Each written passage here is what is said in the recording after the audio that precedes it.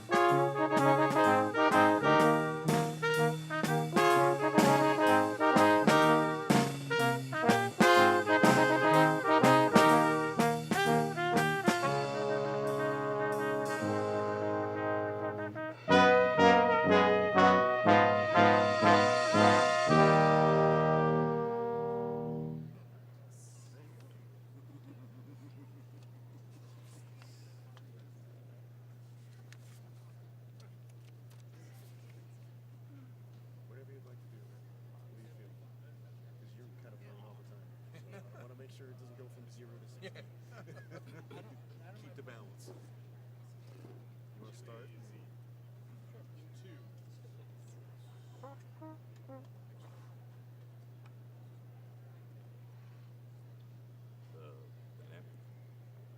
Dynamic. Oh, they're Play with dynamics. Generic. Mezzo something. Got it.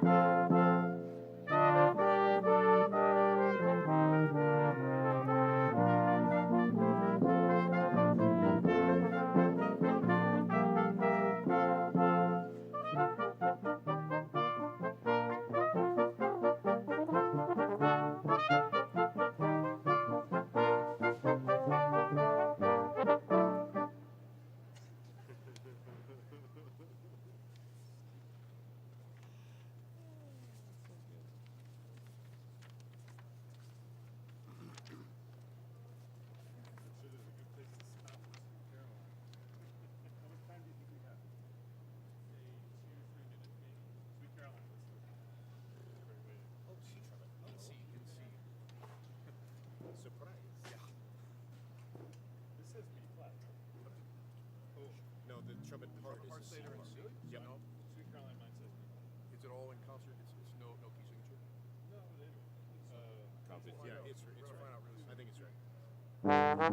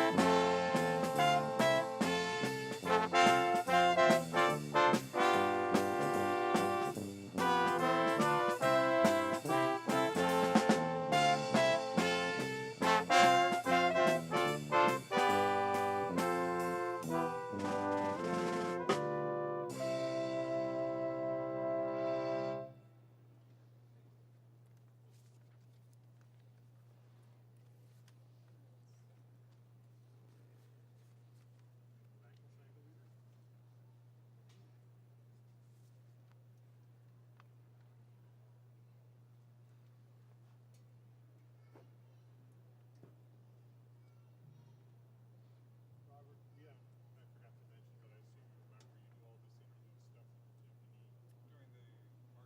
during the marching in. Yeah. And keep an eye on me. Sometimes we don't have it. Yeah.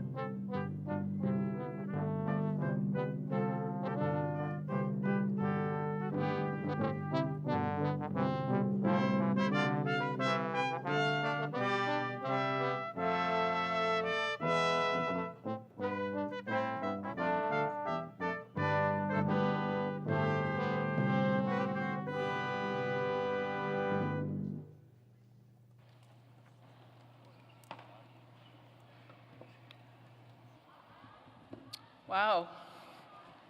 What an amazing image. Good morning, everyone. Good morning, and welcome, and congratulations.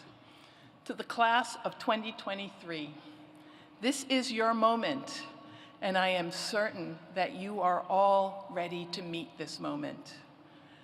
I don't think I need to introduce myself. I have instructions here that I should do that. But I think the people who need to know who I am. It's been an honor and a sincere privilege to be your dean in this year and during this time of great challenge that you have all risen to the occasion to meet. For those of you who might not know who this person standing at this podium is, I'm Michelle Williams. I'm the Dean of Faculty at the Harvard Chan School of Public Health, and I'm a proud alumna of this incredible institution. And I cannot tell you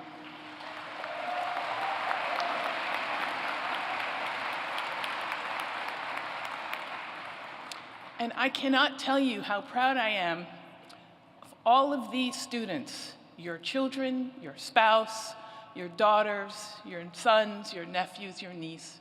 How proud I am that they have chosen this field of public health, because they have chosen public health guided by one ethos, and that is health is a human right. I am so proud of you. Thank you all.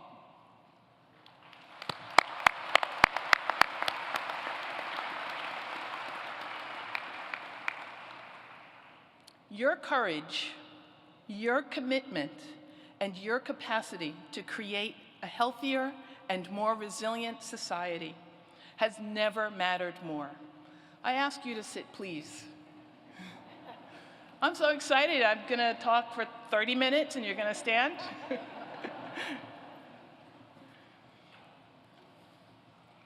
You all embody courage, commitment, and capacity, and the world needs it more now than ever.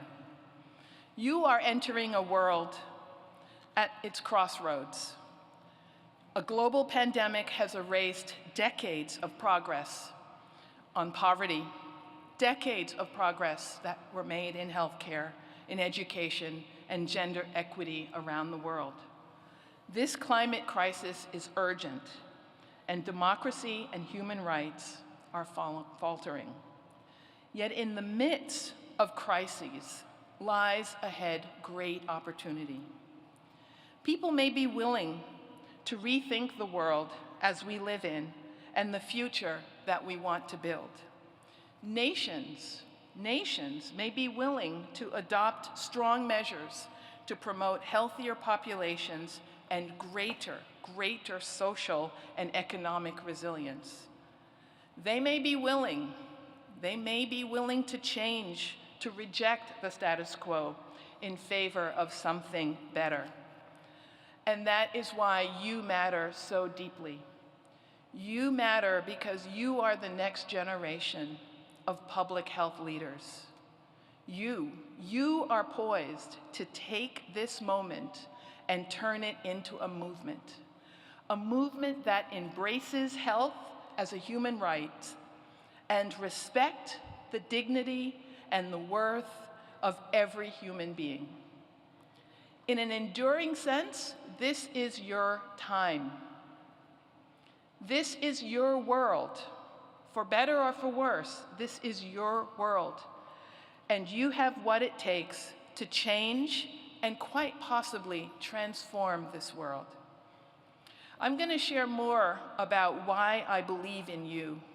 But first, I want to turn to the beauty of this day.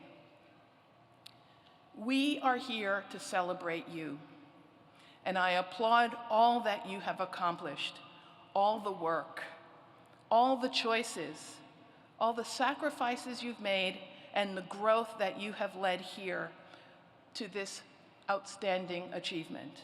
Bravo. I say bravo to you all.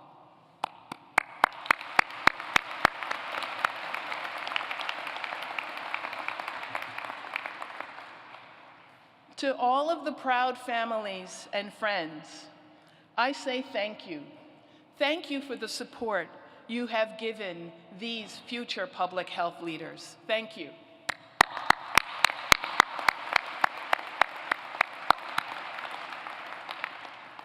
To our distinguished faculty, staff, senior leaders here on the stage with me, it has been an honor to work alongside all of you as the Dean of the School of Public Health for the last 7 years. Ours is a community. We are renowned experts in virtually every aspect of public health.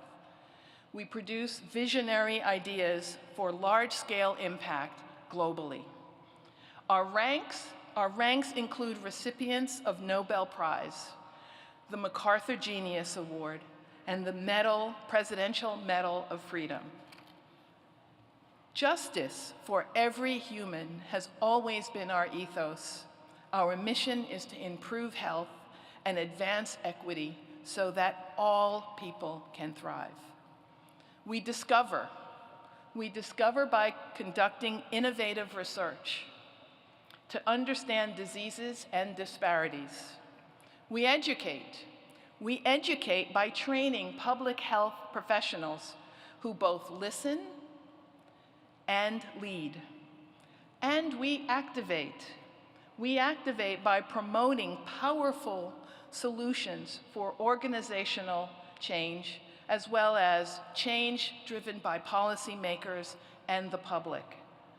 The pursuit of equity is at the center of all that we do. Our core values flow from that singular commitment. We aim to transform the world for a better place while championing the highest possible standards of scientific, academic, and personal integrity. I really love that our statement of values includes these words. We believe that our actions can drive positive change. We believe that our actions can drive positive change. It's not enough just to possess the agency to act. We must also hold faith that our actions matter in a world full of obstacles, challenges, and crises. We must believe. And this brings me back to where I started, about the 3 traits that I mentioned earlier: courage, commitment, and capacity. I'll briefly touch on why each one of these matter before I introduce our fabulous student speaker. Every single one of you embodies a special courage. You look with clear eyes at the world around you. One of my favorite writers, James Baldwin, articulated the value of this type of hard, honest, clear-eyed assessment. He said, "Not everything that is faced can be changed, but nothing can be changed until it's faced." And you, the class of 2023, have chosen to look long and hard with clear eyes at the difficult things. You see the fractures in our health systems. You see the underinvestment in our social determinants of health. You see the rampant misinformation and the damage that it can cause. You see the systemic inequities that are as heartbreaking as they are stubborn to change. You see a world that global warming is making wetter, hotter, and more volatile, with catastrophic consequences for the health and well-being of hundreds of millions of people. It's not easy to look at these things, and that's why so many people choose to look away. And that's why you are different from the others who choose to look away. Because you look at the problems, and by looking, you capture the clarity of view which gives you power. and that clarity of vision is remarkable. That clarity gives you courage. And so together, that clarity and courage makes the status quo unacceptable. It leads you to doggedly, idealistically push for systems-wide change. Change in a world that is willfully blind to the challenges faced by so many. Such clarity of vision leads to boldness.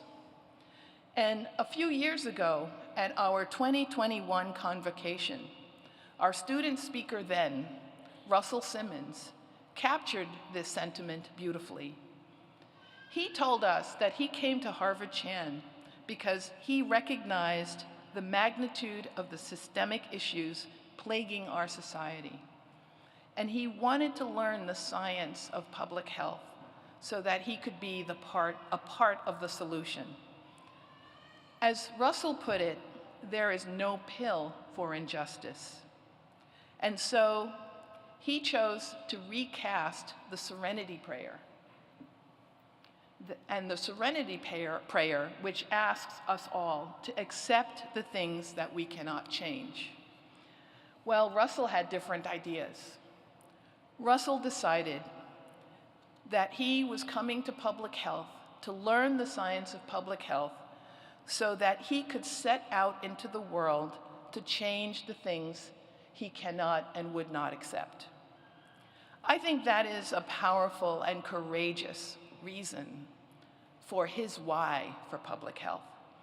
And I think for most of you, if not all of you, your why, your unacceptable, your inability and lack of desire to accept the status quo brought you to public health, brought you to Harvard Chan. So now I want to talk about commitment. As you know, the challenges we face in this field are steep, even at a personal level. We've all seen and heard and read that 1/3 of public health workers in the United States experienced harassment, threats, or stigma during this pandemic. Not surprisingly, those who endured the backlash had a significantly elevated risk for mental health concerns. People were demoralized. Half the US government public health workforce left their jobs. That was between the years 2017 and 2021. If current trends continue, this means 100,000 staff will have left their jobs by 2025. And yet here you are, as older generations are essentially being chased out of their jobs, you are running towards the challenges. Indeed, we saw a notable spike in applications to schools of public health during this pandemic. And so I am confident that you will rally your inner resources necessary to stick with this vision and this vocation, because your commitment is rooted in strategic optimism. This phrase, strategic optimism, I first heard 2 years ago when Michelle Bachelet, the former United Nations High Commissioner on Human Rights, gave a talk at Harvard Chan. Commissioner Bachelet described herself as a strategic optimist. She also said that to build a healthier and more resilient global society, we must mobilize people around a human rights agenda. And then she went on to ask, who are the actors? Who are the actors that are likely to spearhead such a movement? Anyone want to guess? I think the answer is sitting right in front of all of us. I'm looking at hundreds of the actors right now, right here, as we celebrate them. You know, I was reminded of the value of strategic optimism by the excellent speech that you will soon hear from this year's student speaker, your classmate, Haley Hernandez. I'll not give too much away, but let's just say she has discovered a strategic way to navigate this field without growing disheartened by the gap between the ideal and what we'd like to accomplish for the reality of what is possible here and now. Belva Davis, a trailblazing Black journalist, once said, "Don't be afraid of the space between your dreams and reality. If you dream it, you can make it so." I'd just add one thing to that beautiful quote, and that is strategic optimism helps you to stay on that path and to close that gap between the ideal that we dream and the reality that we hope and work for. So I ask you all to stay tuned for Haley's speech to see what strategic optimism looks like in action in real time. Last, but certainly not least, I want to talk about your capacity to create healthier and more resilient societies. As you set out to make your mark, know that you have every reason for confidence. I say this because at Harvard Chan, leadership is our superpower.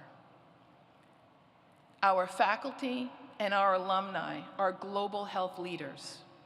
Since 1962, 7 directors of the Centers for Disease Control and Prevention have come from Harvard Chan. Our graduates have served as ministers or secretary of health for Afghanistan, Argentina, Colombia, India, Papua New Guinea, and Taiwan. And our programs for world leaders have drawn more than 100 ministers of health and finance from over 50 countries. And so, as you all set forth, let's celebrate the special combination of courage, commitment, and capacity, because all of those are tools that you are bringing to the field of public health. I know that the world is challenged and fraught, and some would even say perilous. But you all are a force for good. I know that you will push back injustice. You will push back injustice by instilling the values of our community into public policies and into practices that shape the health of nations. I know that you will bring hope. So let's celebrate your decision to embrace the challenge, to celebrate your decision to run towards the challenge. Whatever comes your way, know that you have chosen a worthy profession, public health, that will shape you in amazing ways for times to come.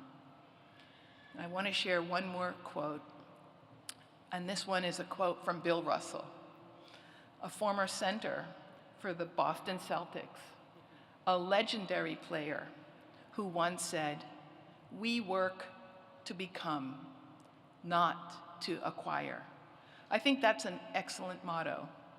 I think it's an excellent motto, not only for the great game of basketball, but for the beloved field that we have chosen.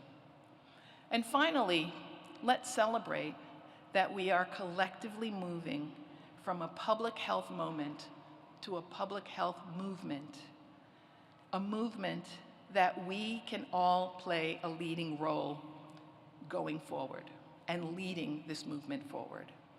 And so I say to you, and I say to myself as I step away as the Harvard Chan Deanship, I say to you, let's go out there and make some noise. Congratulations to all of you.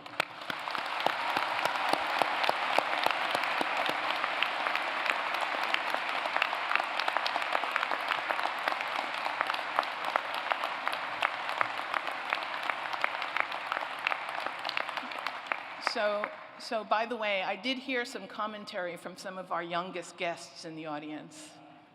I heard that shout out. I think it was a shout out, or was it a criticism? All right, so now I want to welcome our 2023 speaker, Haley Hernandez, who came here as a Master of Public Health student and will receive her well-earned degree today. With a focus on health policy, Haley is intent on integrating social determinants of health into key policy decisions to advance health equity.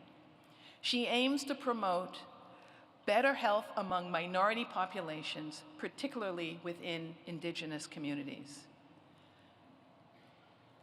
And here's among some of the things that I love about Haley.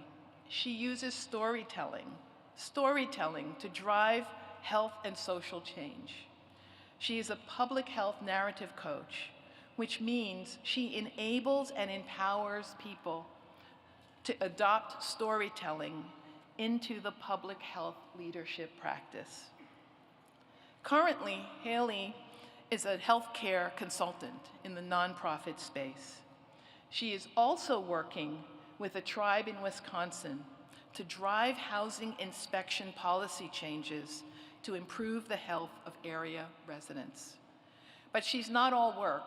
She's also about play. So I'll share with you that Haley finds time to add some songs to her Spotify playlist. She finds time to hang out with her friends in FaceTime, and her nieces are valued FaceTime partners. She dances, and she goes on mental health walks, and she adds to her collection of poetry. Haley, I can't wait to hear your remarks. Over to you.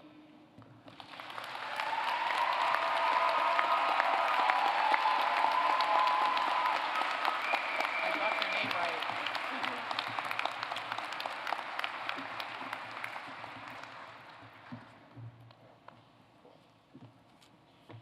Hi, guys. All right, this is a little tall. Okay. Testing, cool. Hi, everyone. Okay. For most of my life, I have been shy, soft-spoken. You know, my 8th grade algebra teacher, Mr. Schechter, he would say every time I raised my hand to speak, "Haley, be 50% louder." I wish he could see me now.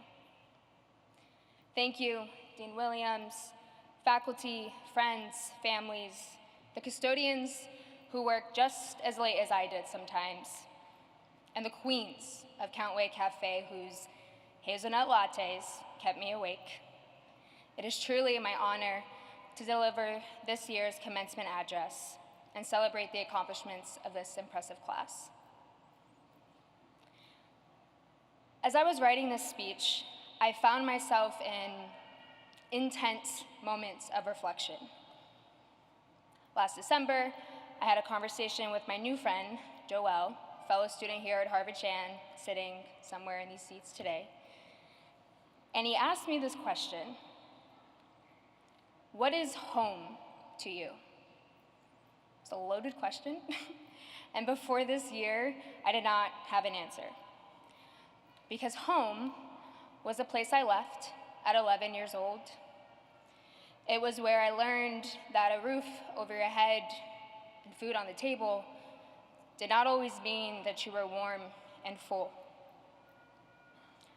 I was just a child, watching my mom and 4 sisters say their goodbyes to everything I have ever known, while I sat in the back seat of our 1991 white Chevy van.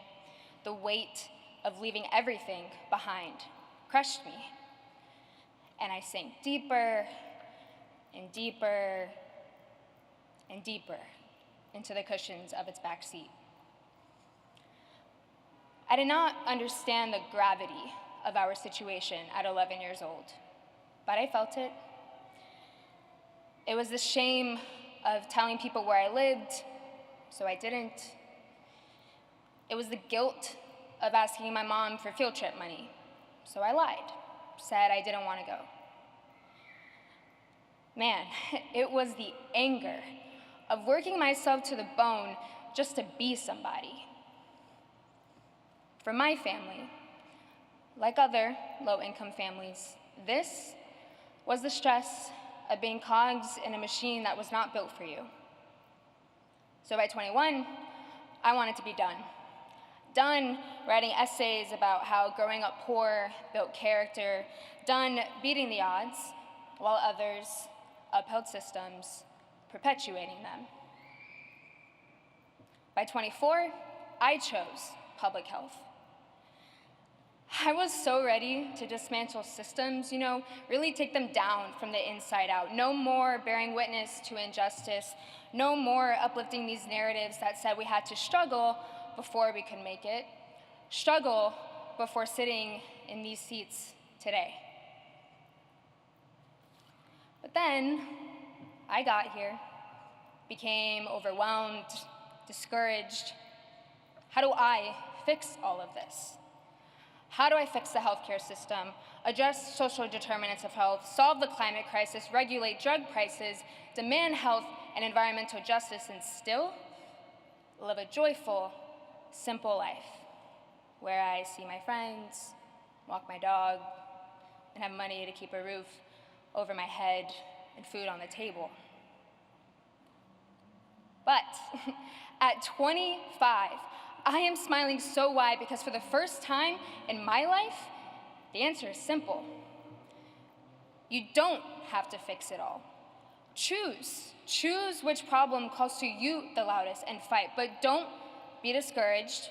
Don't be overwhelmed. Be proud of everything you have already done. Be 50% prouder. So, I will integrate housing and health.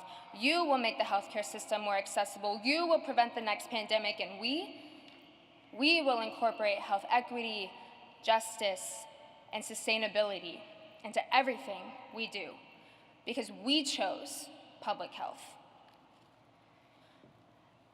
As you begin your careers, remember you are creating pathways for communities to nurture health, knowledge, wisdom, and power for generations. And one day, we'll be back in Sebastian's Cafe, hopefully with a slice of Nancy Turnbull's famous cake, reminiscing about the times that we put all this pressure on ourselves to change the world, not realizing we already were. And to my dear friend, Joelle, I finally have my answer.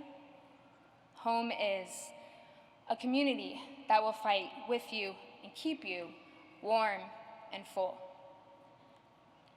As you leave here today, I hope you always find your way home. And remember the one you built right here. Congratulations to the Harvard T.H. Chan class of 2023. We did it. The field is lucky to have us on the front lines. Congratulations.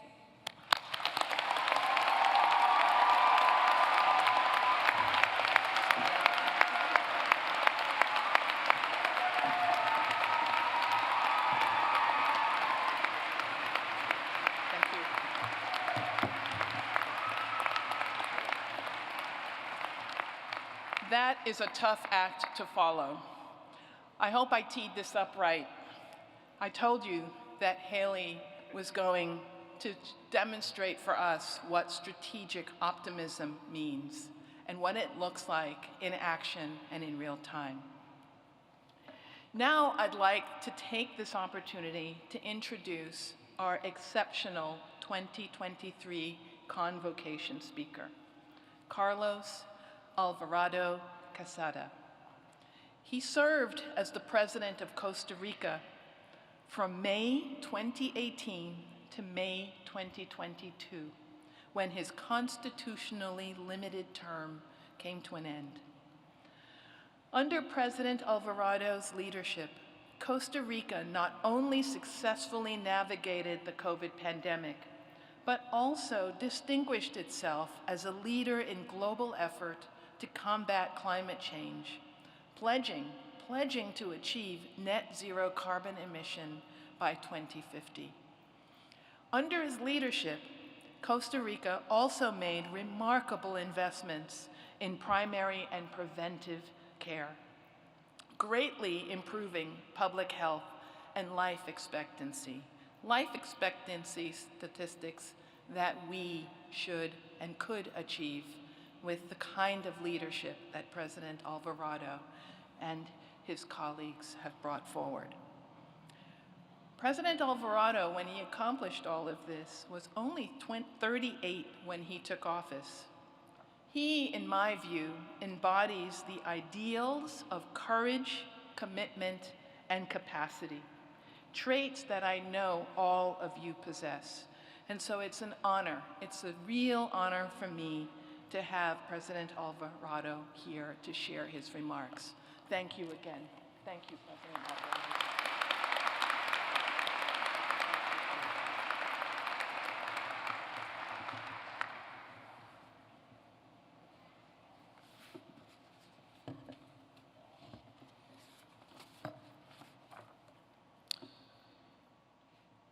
Thank you very much. And first of all, please, let's give a round of applause to the class of 2023 of this marvelous school.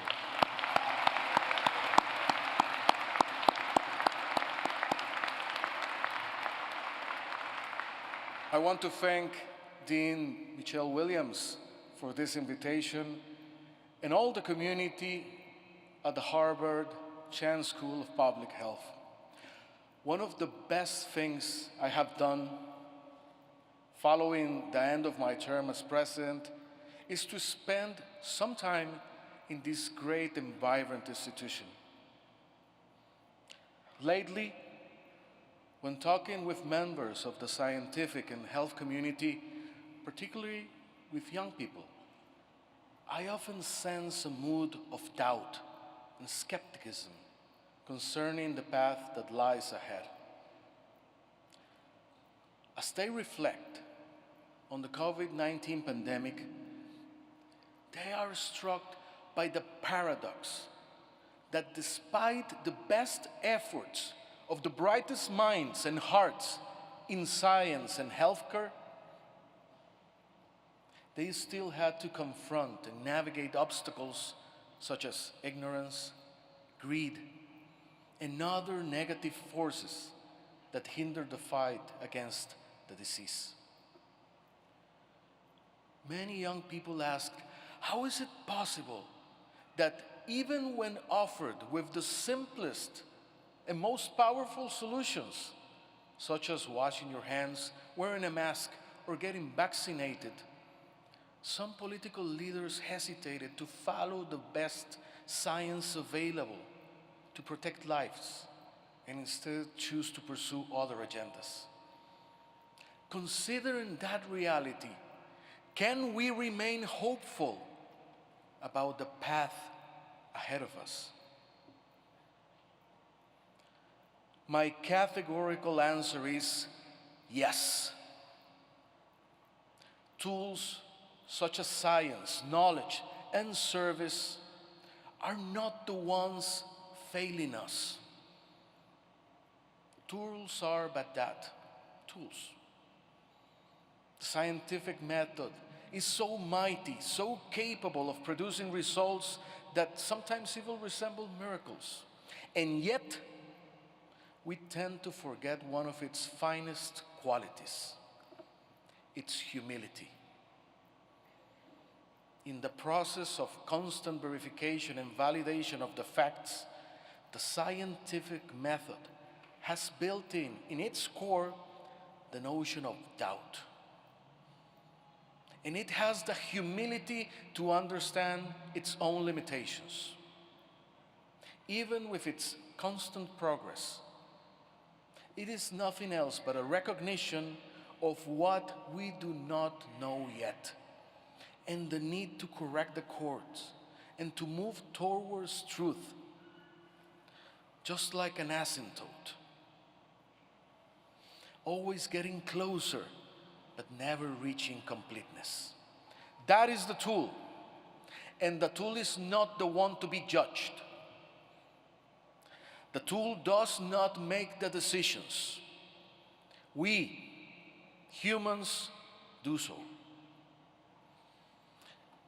It is the human character that has been put to the test, and the one that fails or rises to the occasion. I respectfully, very respectfully, advise you to keep that in mind, because the time will come when your character will be tested.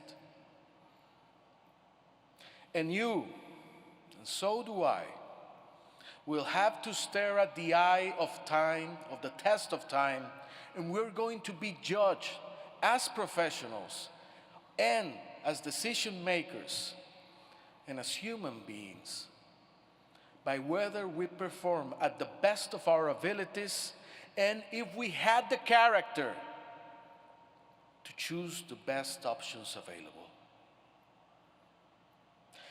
That is why, during this ceremony, in front of the very best in the field of public health, I stand hopeful. I stand hopeful because character is not an endowment, nor a biological trait. Character is not a resource that should be qualified as scarce. Character is a choice. During the pandemic and during the toughest moments of my life, the words of President Roosevelt, Franklin Delano Roosevelt, come to mind. A smooth sea never made skilled sailors. The best evidence of character is the ability to confront and conquer the enormous fear that might come hand in hand with making big decisions, the tough ones. Fear is an evolutionary intelligent response we experience in our brain and in our gut. The organs wired with the most amount of neural material when facing significant risks. As such, fear can help us to make careful decisions, because you will not always be deciding between good and bad options. Those are not decisions. You might not have enough information to completely be sure about the best course of action, nor the time to gather it. And still, you might end up picking between tough and complex alternatives and needing to strike a careful balance between them, as I found doing myself with other colleagues during the COVID-19 pandemic and other critical junctures. But make no mistake, at the end of the day, with all the risks, decisions must be taken. And to have the character to make the best informed decisions, the decision that fits the best public interest, the one that better protects the interest of this generation and the future generation, is at the end a matter of choice, a matter of liberty, freedom, a matter of character. Either you're willing to do it or you're not. And I stand here hopeful because I believe that you can make that choice. And you have already done it in your heart when you took the public health professional pathway. The other part of the equation is that to get the right answers, sometimes the key rests on asking the right questions. Sticking to the same sailor metaphor, coined this time by the philosopher Seneca, there is no favorable wind for the sailor who doesn't know where to go. And now, more than ever, we need to know where to go with the current world and its tough and changing winds. Recently, I read an anecdote that might have a clue. And the anecdote goes like this. A doctor worked tirelessly in a community hospital. And she worked around the clock trying to relieve the pain and solve her patients' illnesses. But every day the queues seemed to grow larger and larger. And one day, an older patient notices the doctor's fatigue and weariness because the lines were getting bigger. And upon reflection, the older patient said to the doctor, "Perhaps we are working on the wrong side of the queue." A new perspective for setting the course and riding the best wind is needed in many fields nowadays.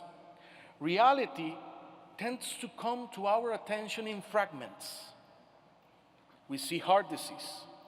We observe the prevalence of obesity, depression, mental difficulties, or abuse of substances. We perceive those fragments. But we are not always connecting the dots to realize that modern lifestyles are not putting people's well-being in the center, and we are paying the price for it. Similarly, our planet, the Earth, is ill. And we are surpassing the planetary boundaries of what Earth can give. Part of the pedagogy for a better future is how to have a better life, learning to live with less, and less of the unnecessary stuff we tend to believe we need, but we really do not. Because when we think about our departure from this planet, at that moment there, we cannot take that stuff wherever is it we go. What we can take is our deeds, our experiences, and most particularly, our love. Then why not focus on that? And these are not romantic, nice-to-have notions. These are matters in today's world, literally of life and death. The Lancet just published last April on the Countdown South America report on health and climate change, and it shows that since the year 2000, the estimated number of heat-related deaths has increased continuously among people of over 65 in all the countries of South America. And it's also affecting the health and survival of children under the age of 1. This report estimated that the monetary value of the heat-related additional mortality of people over 65 years old in that region of the world is equivalent to the annual income of almost 500,000 local workers for that year. There is an immense intersection between climate change and public health. Decarbonization can be one key driver for improving the quality of the air around the world, for protecting the natural ecosystems that provides us with fresh drinkable water. Better public transportation improves the income and use of time of vulnerable households and improves the mental health of all the population. Food security and nutritious, healthy food literally improve the building blocks of our bodies. Here we see the interplay between two of the most threatening and prominent elements of climate change, namely that it impacts disproportionately those that are the most vulnerable, aggravating the already deep-seated inequalities and the high economic cost of doing nothing. That is why decarbonization is so necessary. In 2019, my country and my government pioneered this field by presenting the first comprehensive comprehensive national decarbonization plan after the Paris Agreement of 2015. A plan to change the way we go about everything. And today, we are glad to see that similar efforts are taking hold and change in the right direction is happening. For example, in the United States with the Inflation Reduction Act. It is also good for sustainable growth. A study conducted by the Inter-American Development Bank, the Round Corporation, and the University of Costa Rica concluded that our decarbonization plan will bring $41 billion in net benefits for our country between 2020 and 2050, with rural territories benefiting the most. And we are but a small economy of a GDP of around 64 billion US dollars. But decarbonization, as essential as it is for our planet's survival, also has its nuances and its difficulties. To this date, decarbonization is estimated to multiply by 4 the quantity of metals and minerals needed for batteries, electric vehicles, and other equipments. In the past, we have experienced the negative impacts of a world scrambling for spices first, then for silver and gold, or for oil, coal, and gas. So this time, we have no excuse to forge a world that repeats those mistakes from the past. Peace is a must condition of decarbonization and for the planet to survive. Addressing the climate crisis calls for significant investments in preparedness, as well as in adaptation and mitigation, which are tragically underfunded and lagging well behind what needs to be done. Failing to do so will mean a renewed pressure for migrations due to climate causes. The international community, developing nations, must also address the concerns about the just energy transition raised especially for the most vulnerable. The decarbonization of the world and the economies, which means leaving behind the use of fossil fuels, should come with the diversification of the economies of those developing countries that heavily depend on the extraction and exports of fossil fuels. We cannot end up with a decarbonized world, but more unjust world in 2050, when the Paris Agreement goals are set.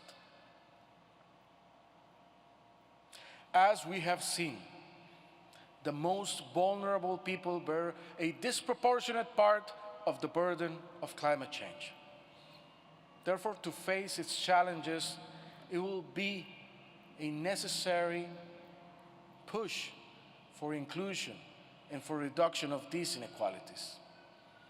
Failing to do so will mean a renewed pressure for such phenomena, as I mentioned, as migration, due to democratic instability and other climate change root causes.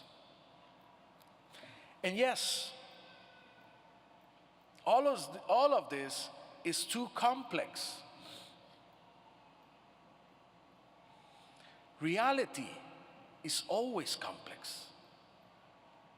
You, better than anybody, know that the social determinants of health play a huge role when it comes to public health. And at the end of the day, what does this complexity resembles but the complexities of our own bodies?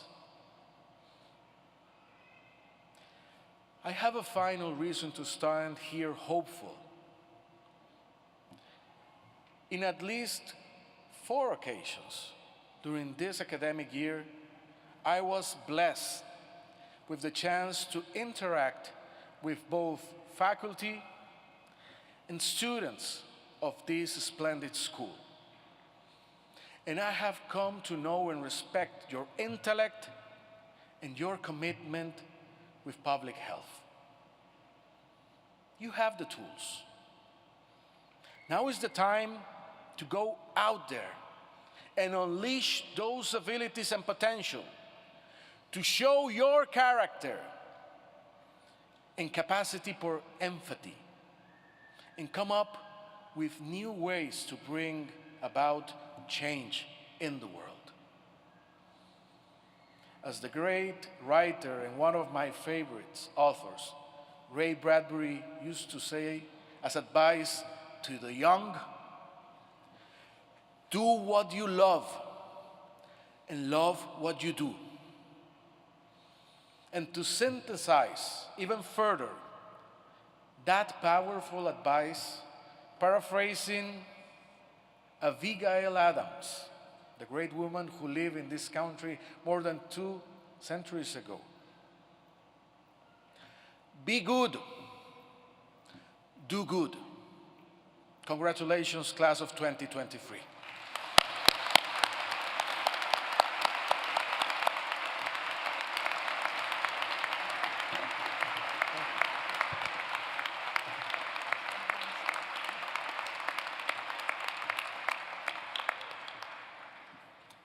Ray Bradbury, huh? Wow. Thank you. Thank you for those inspiring words and those insightful observations. For those of you listening, did you hear that there is another C added to the 3 C's I brought forward? The 4 C's? Character, commitment, capacity, and capability. We didn't plan this, but we got the 4 C's. And Ray Bradbury, love him. All right, I promise you your diplomas will be coming soon. But first, I want to introduce my friend and our alumni speaker, Dr. Trishan Panch. Dr. Panch has been a leader in our Harvard Chan community for many years.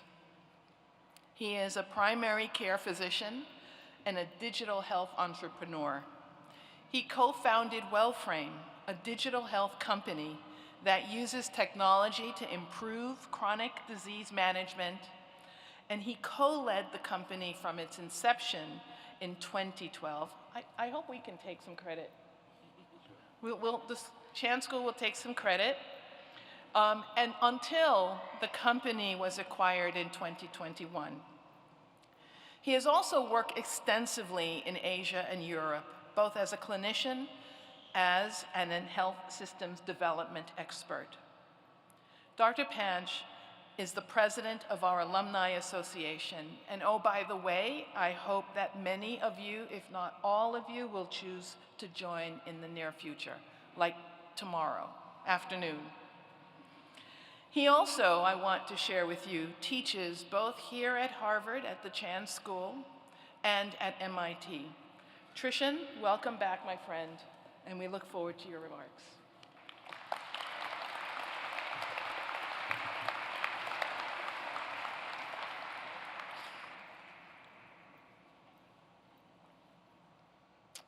Okay.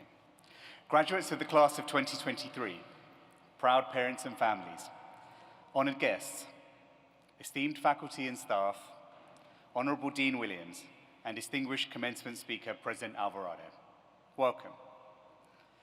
To the class of 2023, I offer my deepest congratulations on the myriad achievements that have brought you to this defining moment. As president of the Alumni Association, it is my great honor to welcome you into the family of alumni of the Harvard T.H. Chan School of Public Health. Today heralds a new beginning as you embark on careers that will leave an indelible mark on the landscape of public health. Gathered here today, we face entrenched challenges. Some of them we've discussed: systemic inequities, violence, and climate change, to name but 3. Yet also, we stand witness to a world in transformation. We find ourselves at the cusp of a technological revolution. Artificial intelligence, or AI, has already begun to reshape the fabric of our society, including the realm of healthcare. Neural networks are now outperforming experts in multiple domains. This is both remarkable let's face it, a little bit terrifying. Many fear that humans will inevitably be superseded. Many fear that as the cost of truth and lies plummets, we will create a world where facts are no longer facts and the truth is no longer the truth. You might wonder, what does the future hold for public health professionals? Was this degree worth the sacrifices you and your families have made? Will AI eventually eclipse the need for human expertise in our field? Well, the answer, as with many conundrums in public health, is both intricate and nuanced. AI will undoubtedly have a significant impact across society, and it will have a significant impact in our field. From diagnosing diseases and predicting outbreaks to analyzing vast amounts of data for informed decision-making.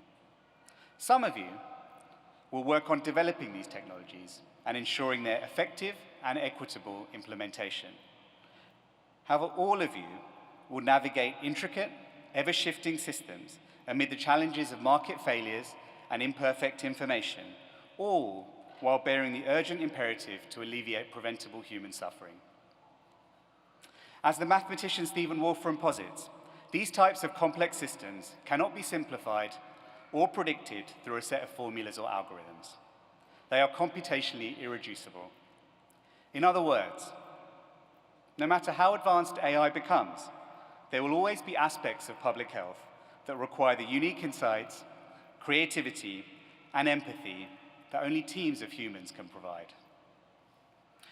It will be your ability to join forces to comprehend the social, cultural, and political contexts in which public health issues arise, and to communicate complex information with compassion that will be instrumental in creating tomorrow's just and effective public health interventions.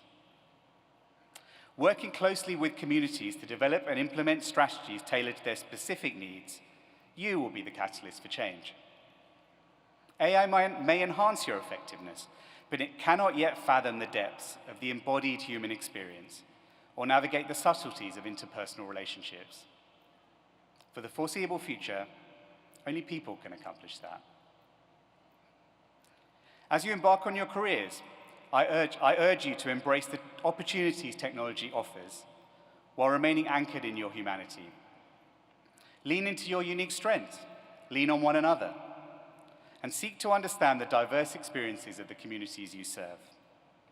Harness technology to empower and amplify your work, but never lose sight of the significance of courage, empathy, and compassion in creating meaningful change. The class of 2023, you stand at the crossroads of public health and technological innovation. By blending your expertise with the might of technology, you possess the potential to revolutionize healthcare and foster a healthier world for all.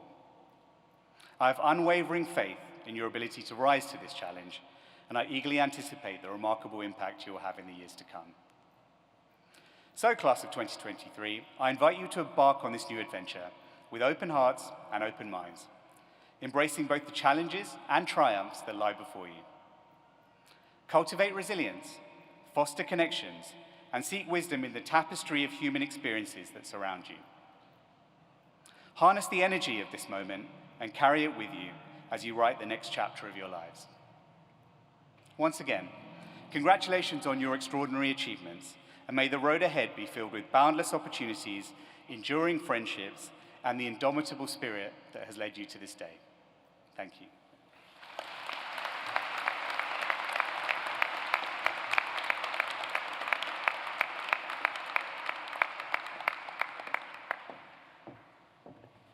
Thank you, Trishan. Before we recognize our award winners, I'd like to take a moment to thank Dean Michelle Williams for her leadership over the past 7 years. This is her last convocation as Dean of Faculty, and we are all grateful for her tireless work on behalf of students, faculty,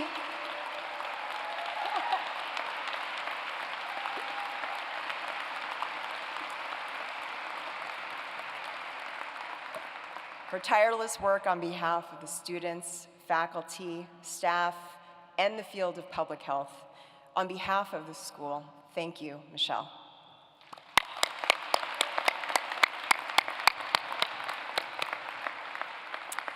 Now today, I have the distinct pleasure to recognize this year's Student, Faculty, and Staff Award winners.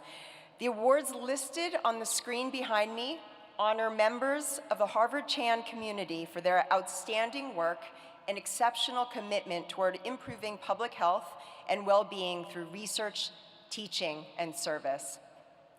In a ceremony yesterday, we celebrated these winners individually. Today, I'd like to commend them as a group for exemplifying leadership, mentorship, community engagement, and the highest standards of integrity. The award winners include students, faculty, and staff. Some arrived on our campus just within a year, others have been here for a decade or more. Collectively, they have made Harvard Chan School a better place, and they have all advanced our mission to build a healthier and more equitable world. In recognition of these achievements, I would now like to ask all award winners who are here with us today to please stand up so we can give you a big round of applause.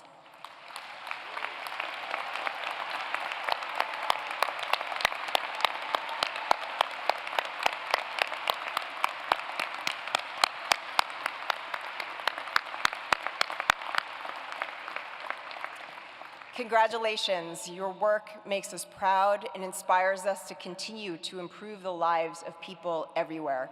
It's an honor to be part of this remarkable community. And now, it is my pleasure to welcome Maritza Hernandez, Associate Dean for Student Services, and Lilu Barbosa, Chief Diversity, Inclusion, and Belonging Officer.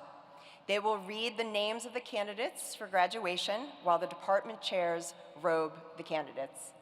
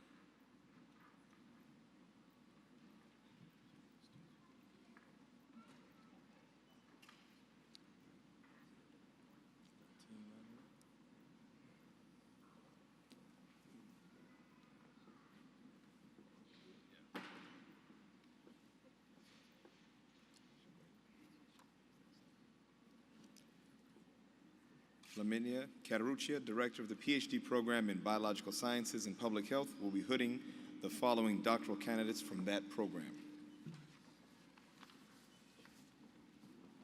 Molly Caitlin Goodrich.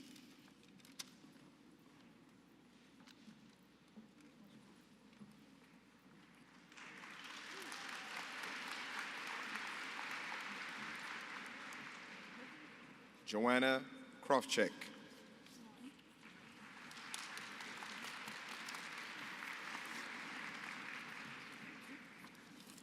Jason Lin.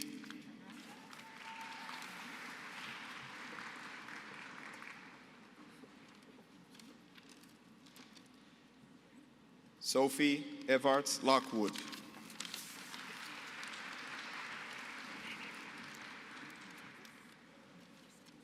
Chimemwe Mwase.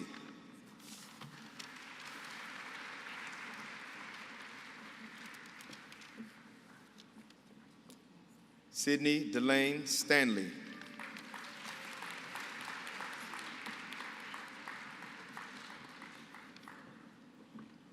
Harim Wan.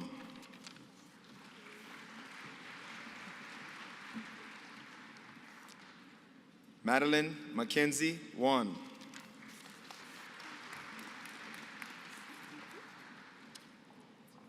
Alexandra Yessian.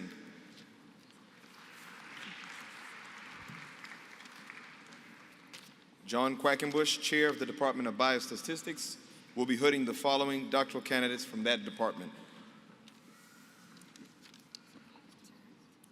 Wenying Deng,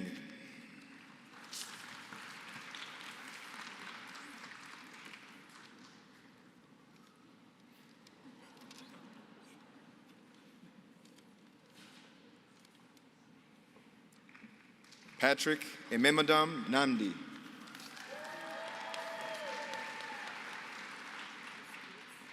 Larry Han,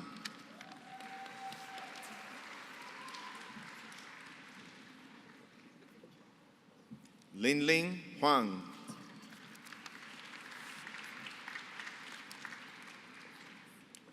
Jenny Jiang Lee, Harrison Reeder,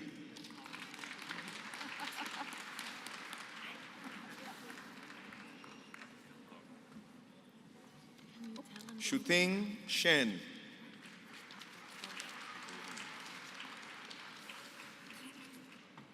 Derek Shear,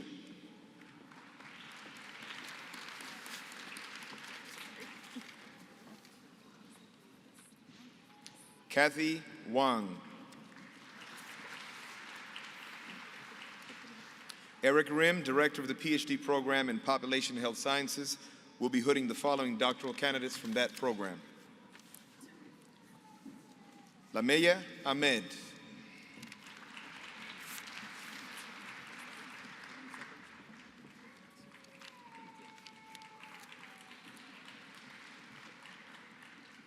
Daniel Alejandro Arias,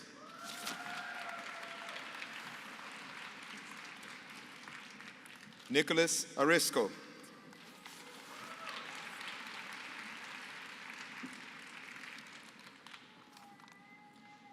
David Bellamy,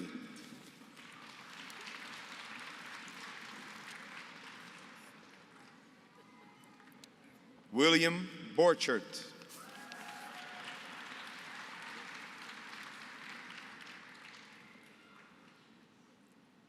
Futu Chen,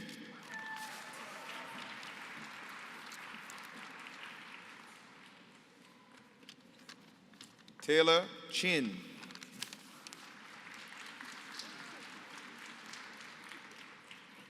Ilkania Chudori Paulino,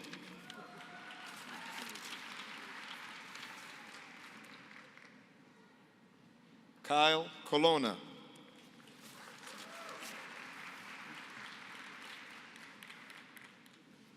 Jack Cordis,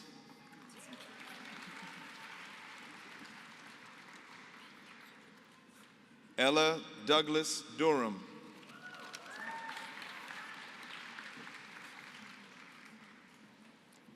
Roxanne Dupuis,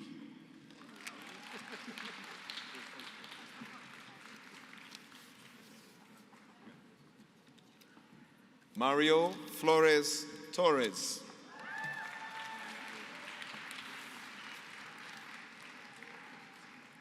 Xiao Gu,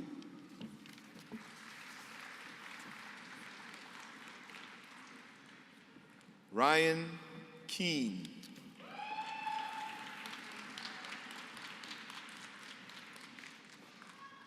Hannah Hyung Kim,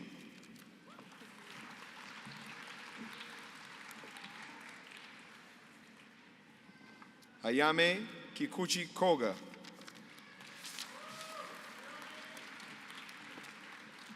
Kaya Joshi, Catherine Guilin Lee, Jessica Liu,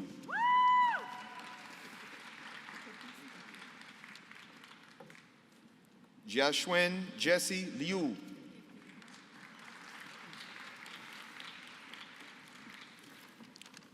Unati Mehta,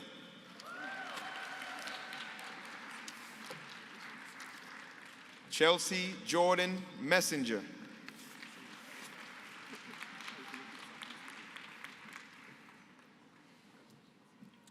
Caro Park,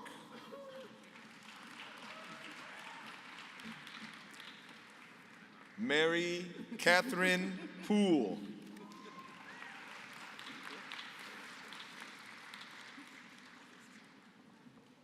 Sharon Rye.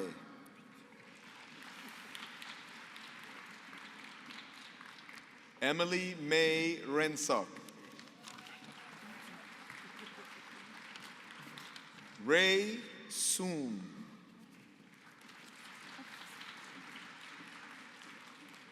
Sean Shanti Sway.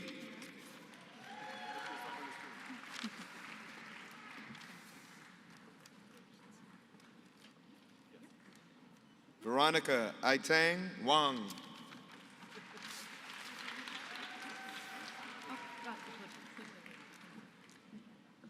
Zifan Wang.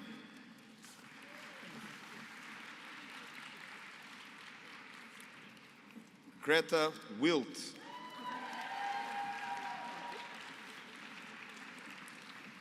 Emily Wright.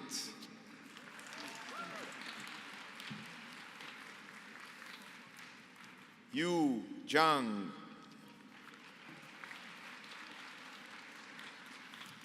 Richard Segrist, Faculty Director of the Doctor of Public Health Program, will be hooding the following candidates from that program.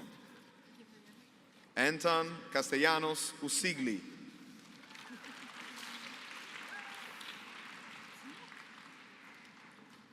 Stephanie Deborah Don Suarez. Adele Houghton.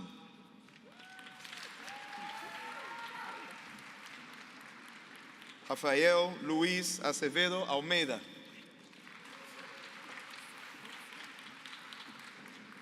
Brenda Nyanchama Onguti.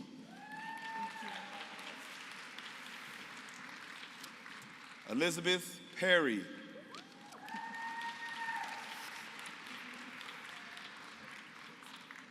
Donna Taraborelli. Sarah Say.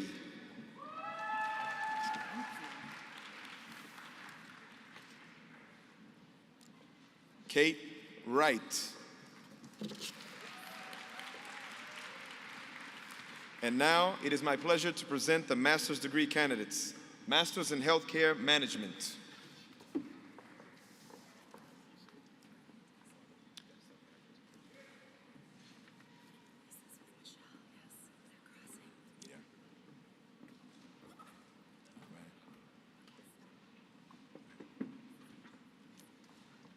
Mahadi Baig.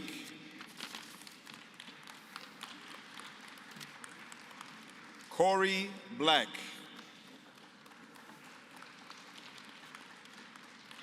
James Forte Brown. Abigail Cottle.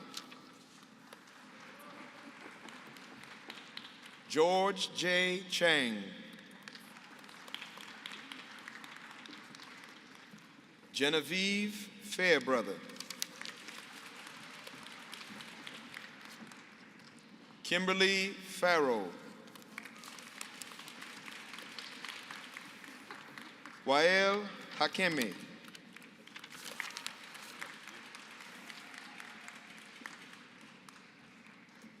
Lisa Ivanjak. Jennifer Keating Litton.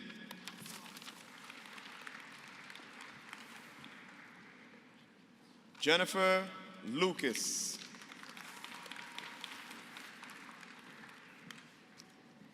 Brian Joseph McKinney.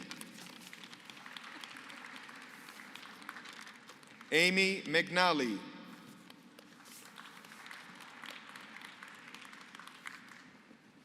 Douglas Shea Miller.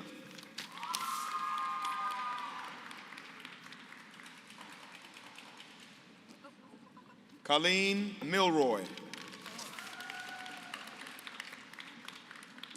Muyen O'Park.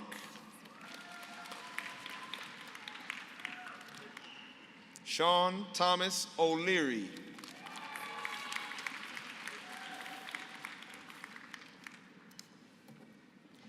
Joel Y. Riley.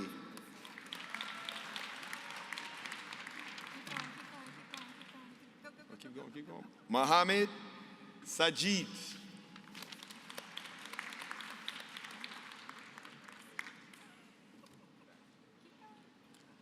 Ana Maria Vito Sapugai. Clarence Shannon IV. Siva Vidyanathan.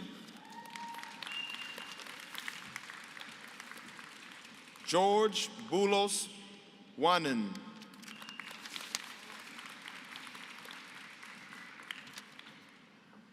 Liana Marie Yoni.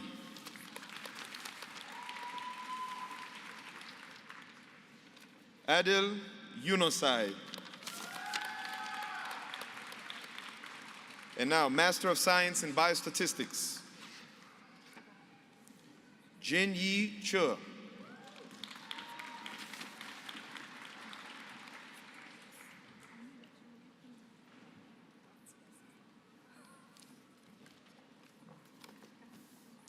Yun Tao Chen. Zachary Clement. Willow Duffel. Rindala Fayad. Devika Godboilier.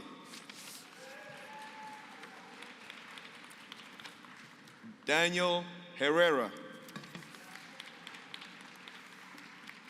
Chiowei Kong.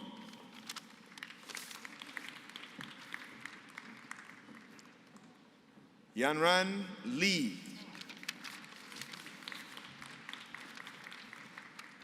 Keshuen Liang.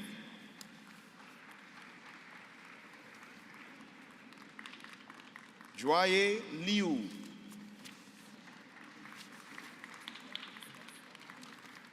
Wenshu Liu.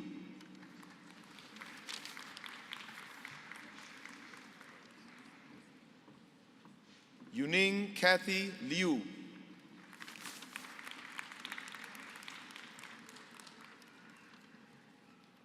Addison McGee.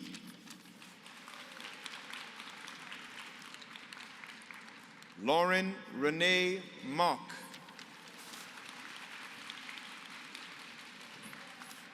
Dan Nolte.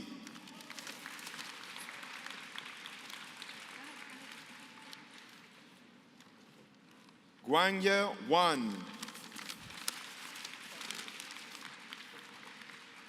Joran Joanne Wei.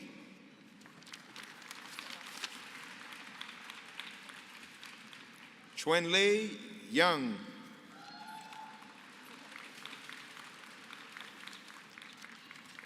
Pengbu Zhang. Mengyao Zhang.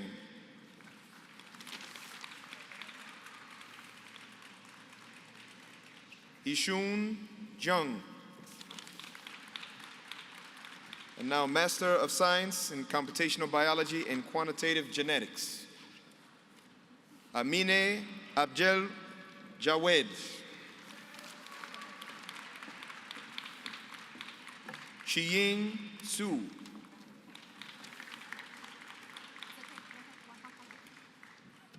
Tong Ding. Lauren Flynn. Octavia Chuen Huang. Yeping Huang.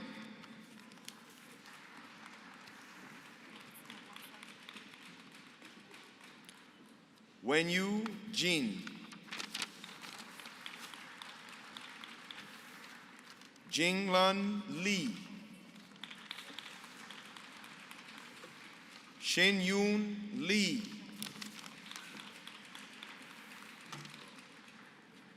Shin Hao Lee.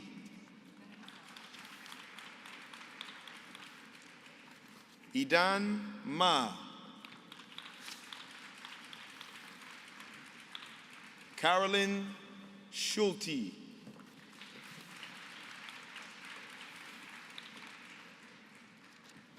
Tang Zhen Huan. Ziming Wei. Marius Weidman. King Ru Shu. Ian Zhang. Yujie Zhang.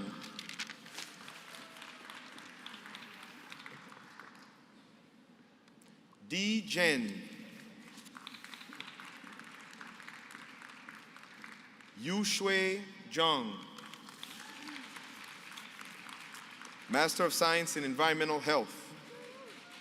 Roland Abuntori. Sophie Ehrlich.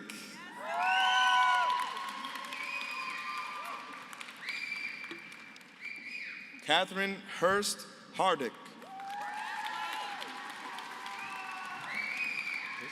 Connor Henderson.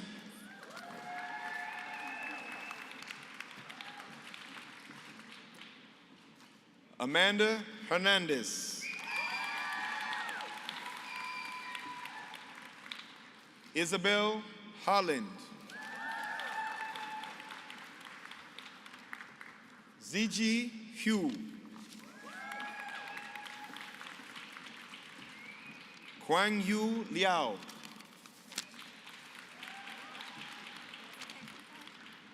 Tian Yu Liu.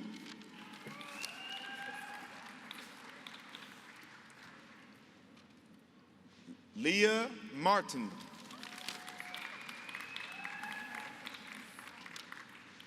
Anosha Melanie Josephine Myers. Kritika Paul.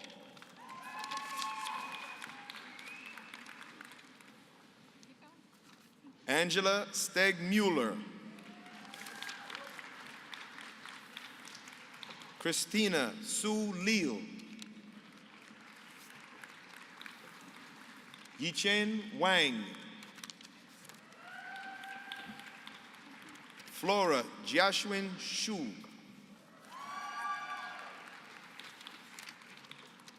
Chenyi Yuan.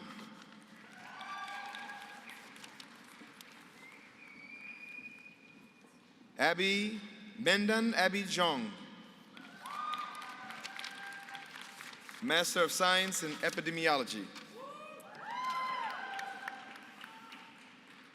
Motohiko Adomi.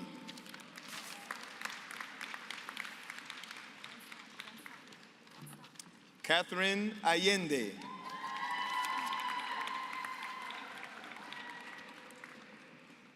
Sion Jong Bei. Isabel Del Carmen Brzezinski.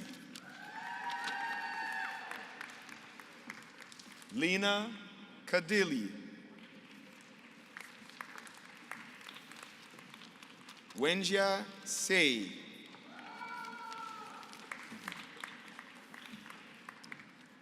Estella Minli Chen.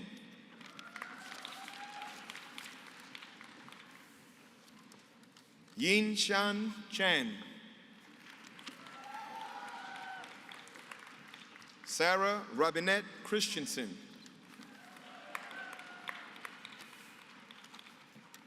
Michael Daniels. Ravi Dwan.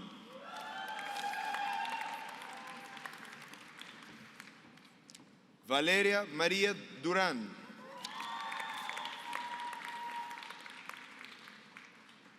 Sabine Friedrich.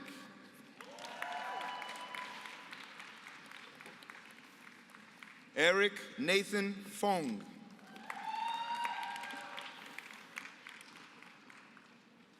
Kelly Yunting Lao Fong. Isabel Elena Gonzalez Bocco. Hannah Elizabeth Gard.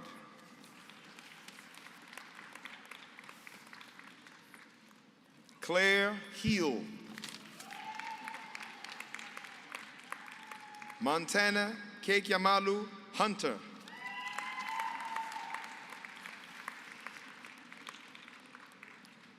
Nicole Kaufman.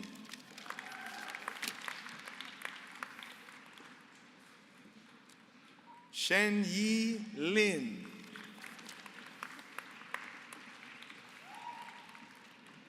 Yuja Lu. Aiza Amjad Malik.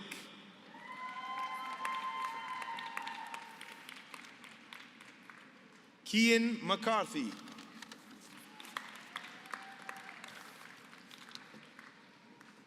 Suzanne McCluskey.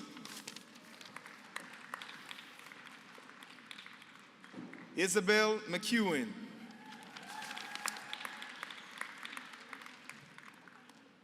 I got it. Alexis Miranda.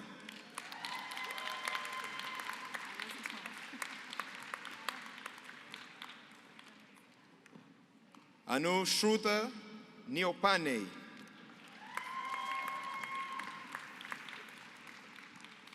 Sammy Ariel Newland.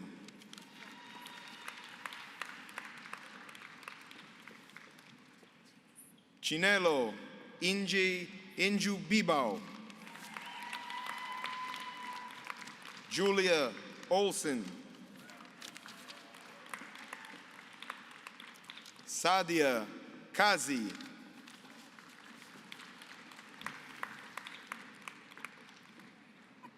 Shenyi Kian.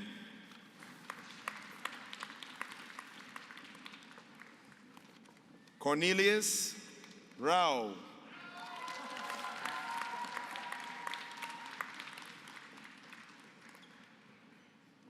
Avik Ray.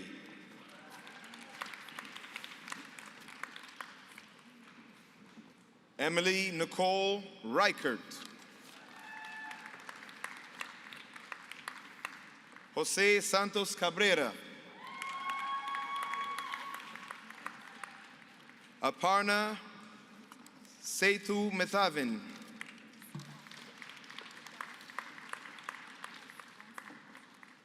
Yifei Shen. Zihan Sun.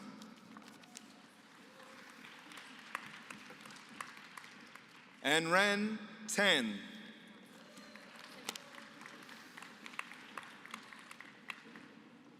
Aya Tanaka.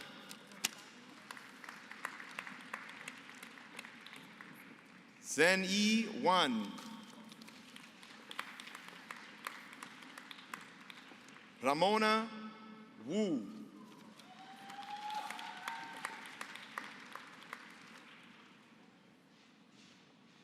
Ye Chung.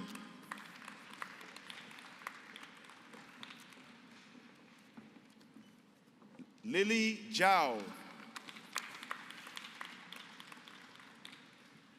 Yu Chen Zhao.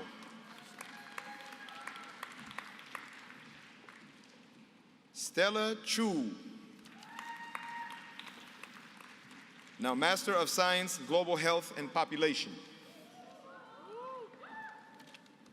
Alia Al-Sager. Majed Shamilyu Sif Al-Zaidan. Alejandro Arzu. Alina Bojani.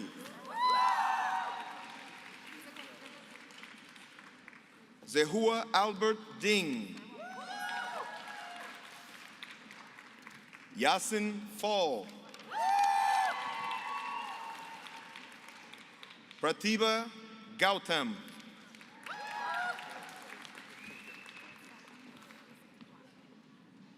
Yicho Huang.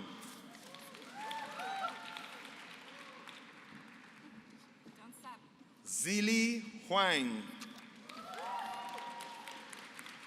Benita Biti Kayembe. Winnie Liu.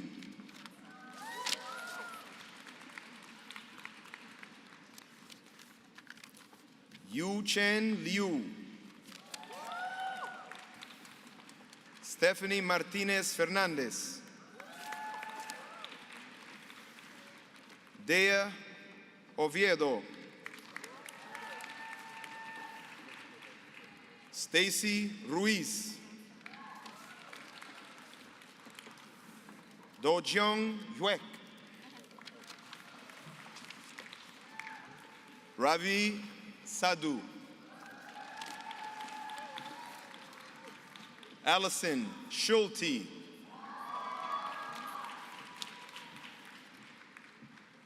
Tiffany Zhang.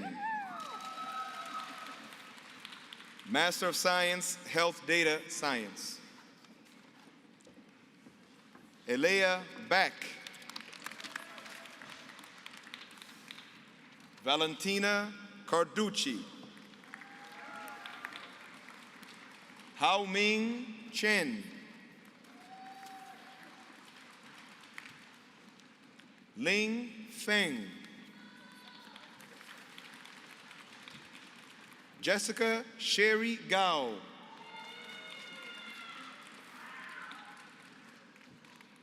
Natalie Gomez.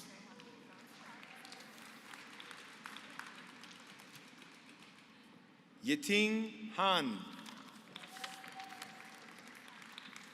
Yulin Ho.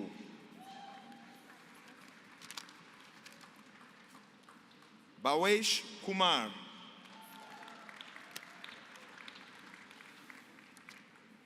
Ian Lowe.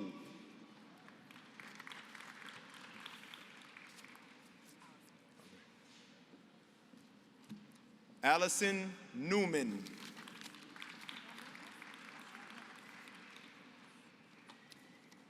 Amber Nigam. Yin Ren.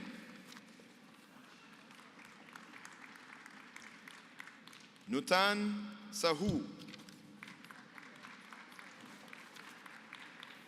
Yuming Shi.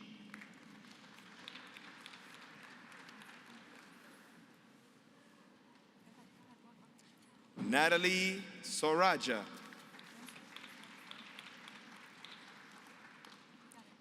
Yiting Say.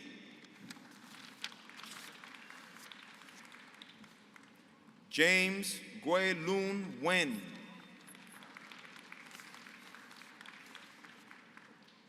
Hai Nan Seong.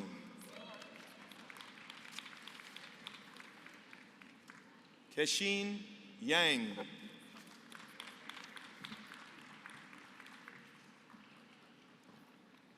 Ichuan Yao.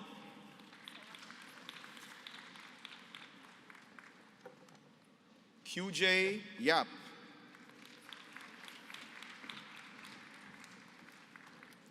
Xian Ye.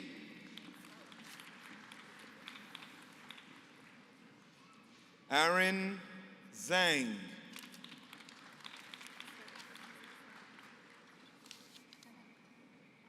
Liu Zong Jun.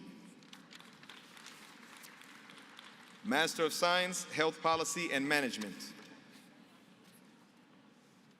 Hussein Lalani.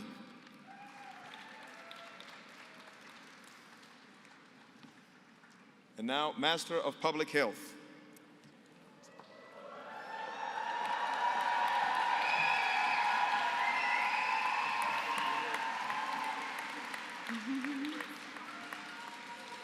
Nora Abosido.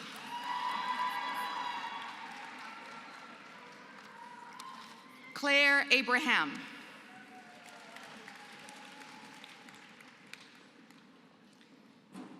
Brianna Acosta. Jose Acosta.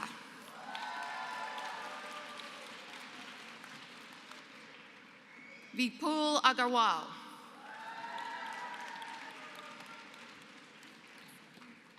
Amar Ahmed. Anastasia Akai.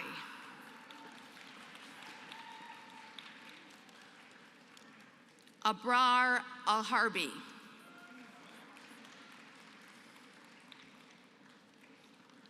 Shohab Ali.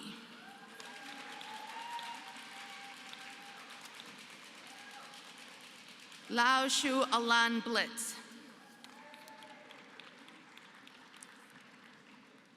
Sophie Allende Richter. Alexandra Anastasopoulos.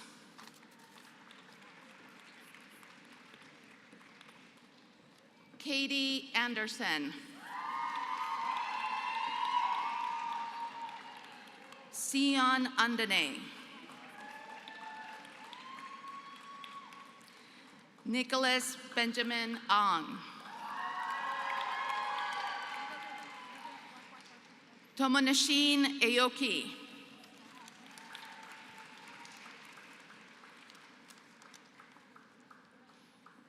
Bear Aragon.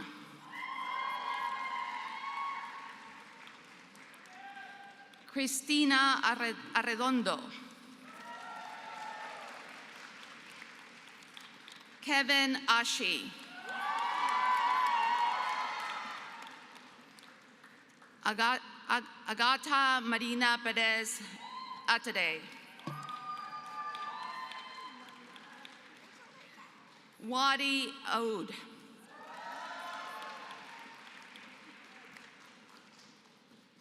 Bakhtaver Usar. Aliyah Osman.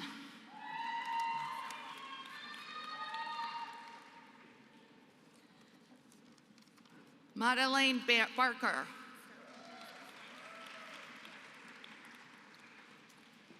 Nava Barman. Amin Basha. Maria Bassan.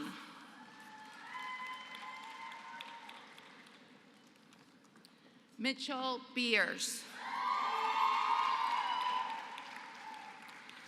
Sarika Boril.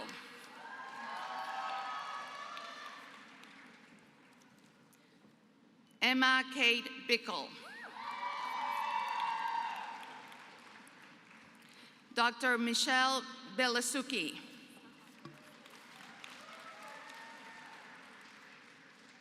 Caitlin Rose Billings.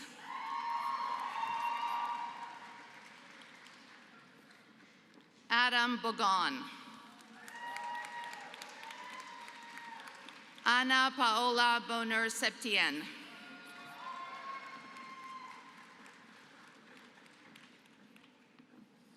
Emily Brown.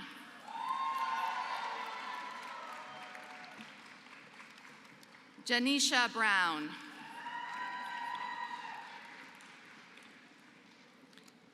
Amanda Elizabeth Bryson. Jide Taijag Bisat.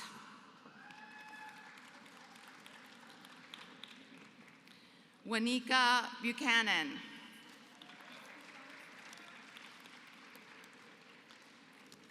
Sarita Christine Buchanan.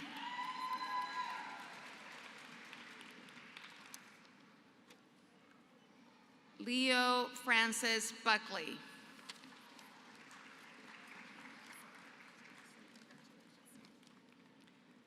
Miriam Boudou. Joel Frederick Burt Miller.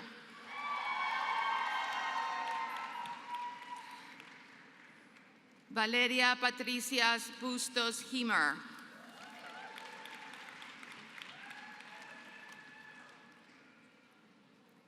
Mary Elizabeth Calabrese. Jay Ransau.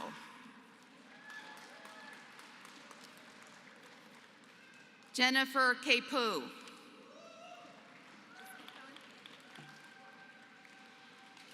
Tiago Santos Carneiro.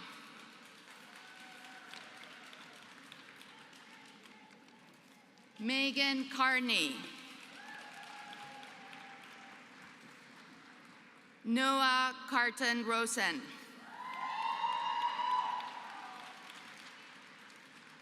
Luana Casari da Silva.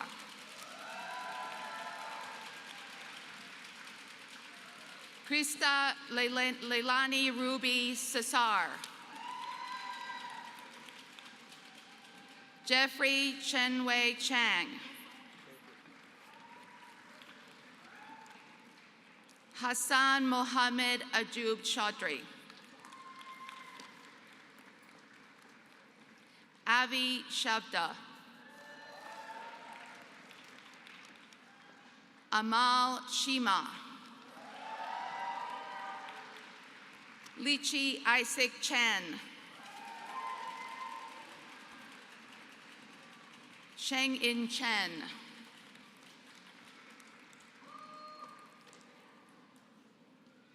Hannah Chittickle.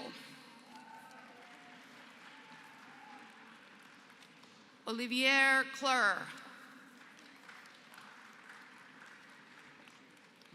Angie Natalie Coronado.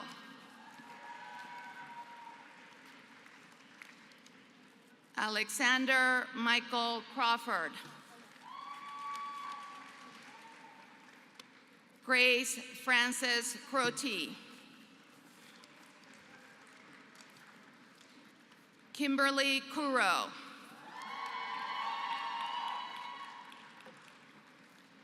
Felipe Melo Cruz.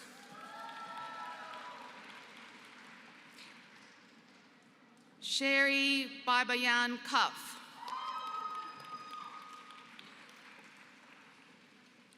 Augusto Leo Gonzalez Filho.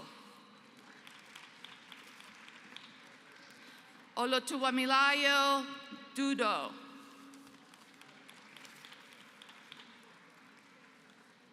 Indrani Guzman Das. Michael Dillon.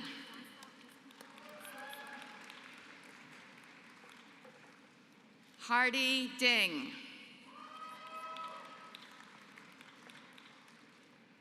Catherine Donnelly.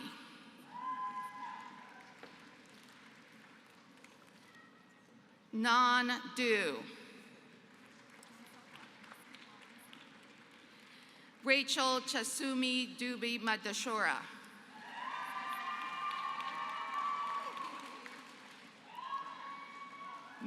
Matthew Jumanji.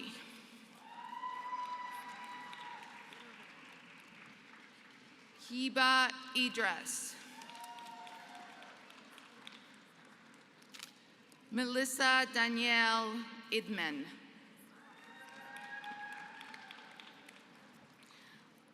Onyinachi Franca Ak.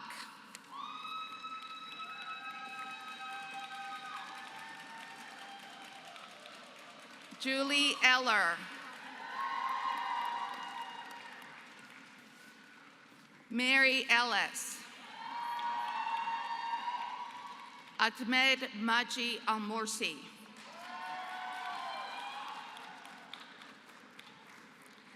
Cecilia Rosalia Enriquez Chavez.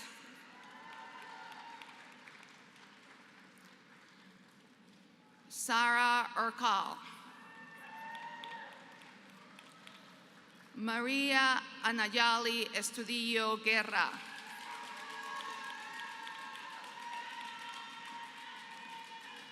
Dominique James Falcone. Neil Fan. Elisabetta Ferrero.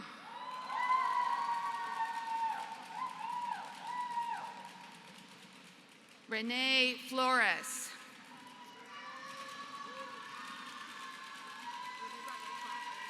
Juval Fuchs. Florence Frank.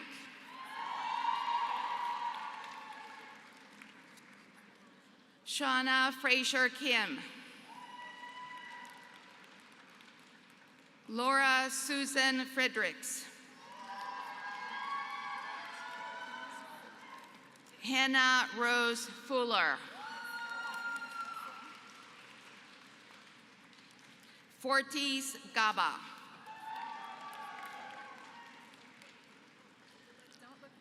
Jose Antonio Garcia.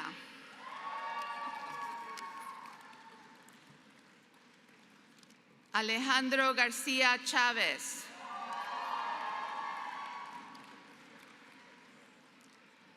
Saloni Gautam. Israel Abraham Gaitan Fuentes.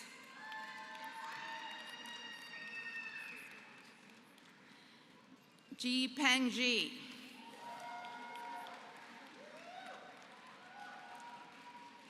Pravid Gadam.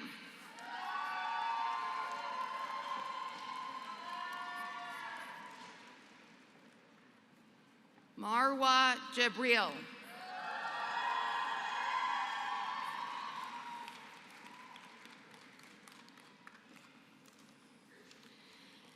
Fiza Gilani.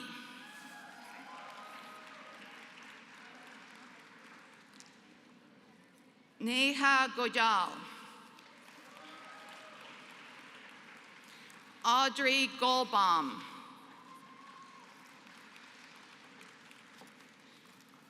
Krista Jade Gahn.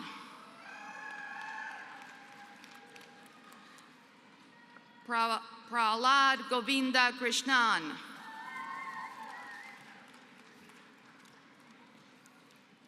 Alexa Krunsinski.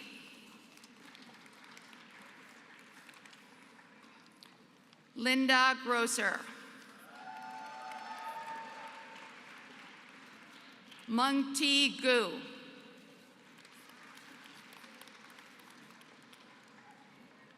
Naveen Gupta.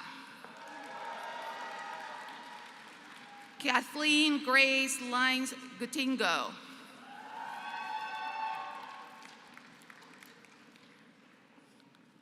Elizabeth Hall. Mary Frances Hall. Matthew Ham. Sally Ham. Sharon Hankart. Calvin Arjono.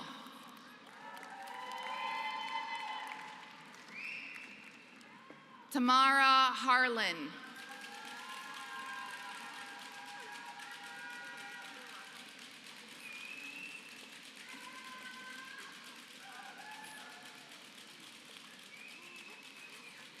Najal Wash Harriman. Sylvia Hartman. Samantha Hay.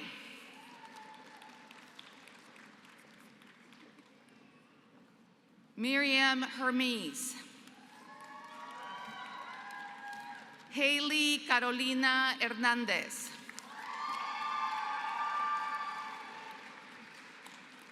Jane Hinkle.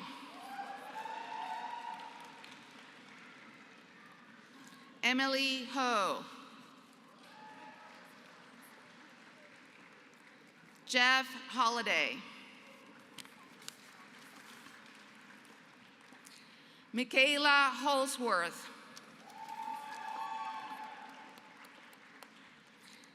Samantha Horrocks Bosco.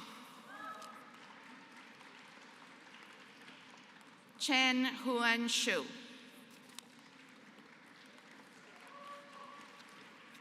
Phoebe Hong. Ralph Francis Hurley O'Dwyer.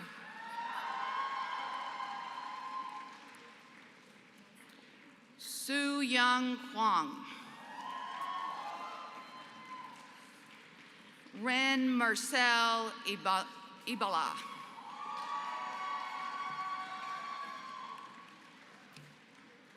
Nasrin Ibrahim.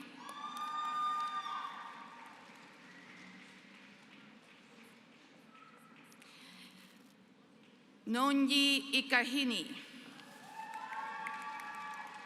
Lincoln Jackson Sr. Samantha Jaffe.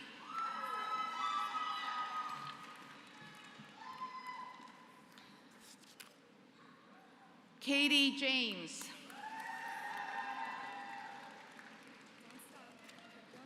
Hayreem Yang.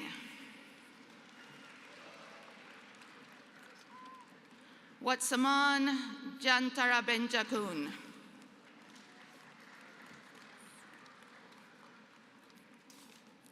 Deja Juveri. Christiana Johnson.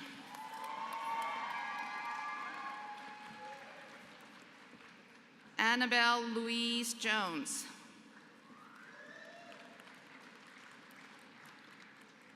Maria Fatima Jones. D. Jordan Kirkendall.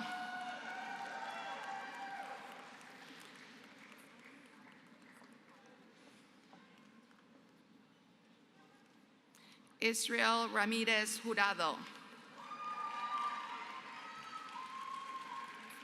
Kaushik Kasanagutu.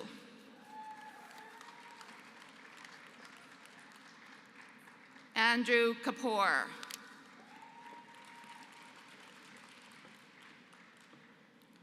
Savneet Kaur Sandhu.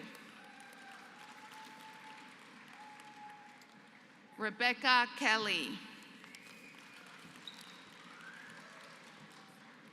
Barbara Christina Khan. Dr. Atif Khan.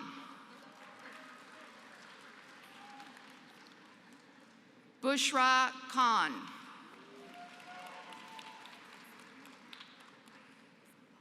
Mingji Kim.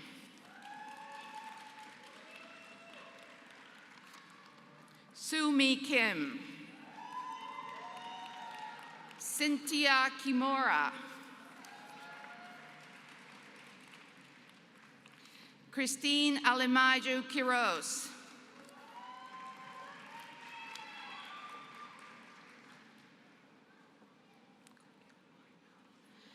Sindarth Kolgi Wymath.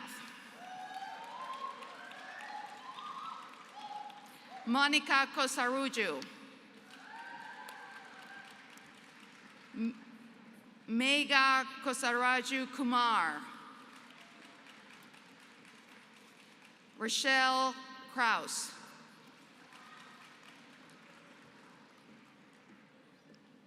Rebecca Kuno. Ju Jung Ashley Kwan.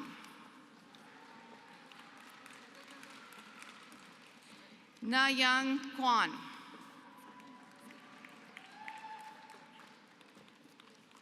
Mirta Langeweld. Alice Lee.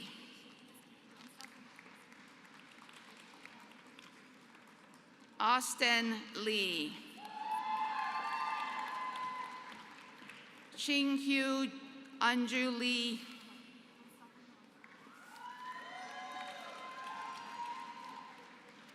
Jessica Lee.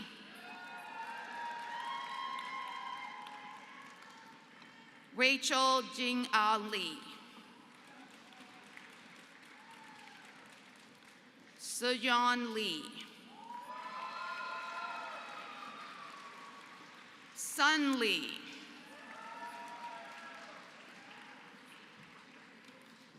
Angela Lee. Lydia Lee.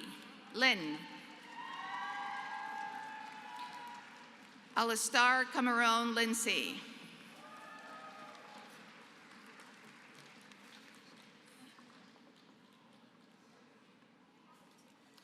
Diana Lopez.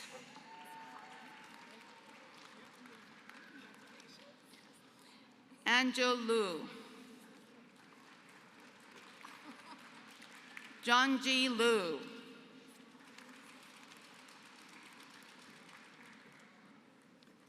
Trissa Lyman,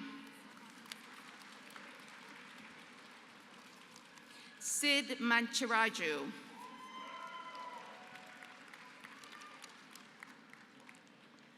Dale McLachlan,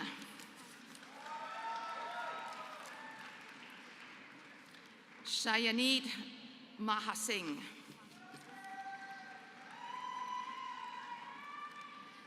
Brianna Renee Mankey, Indira Matz,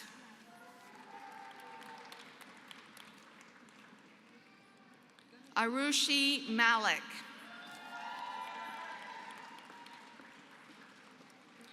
Sofia Martinez Orozno,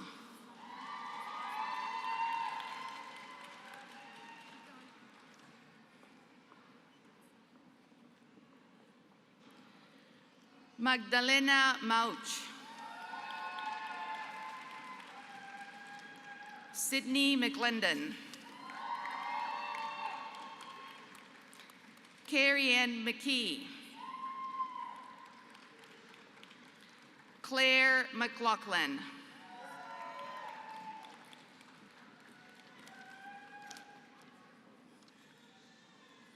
Robert Mead,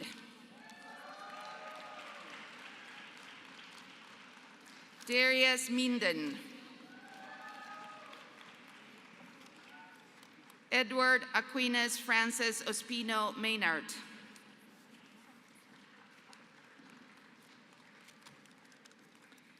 Catalina Melendez Contreras,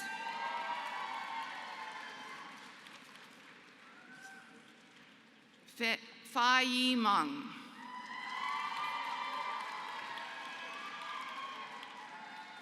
Orion Marquetis,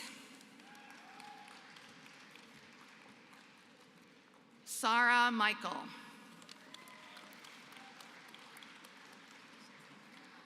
Kenta Nimanitami,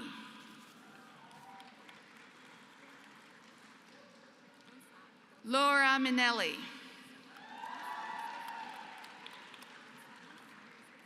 Hassan Mir, Megan Mishra, Gina Mistry,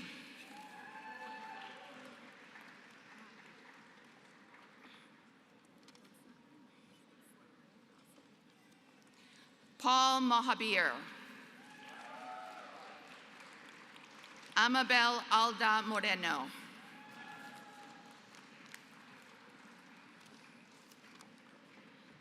Katarina Bradley Jessica Morgan,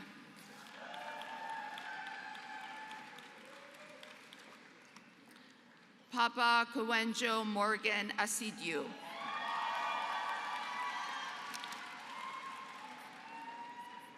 Maisan Mufta,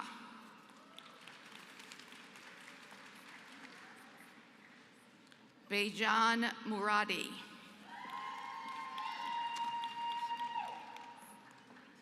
Haley Murdoch,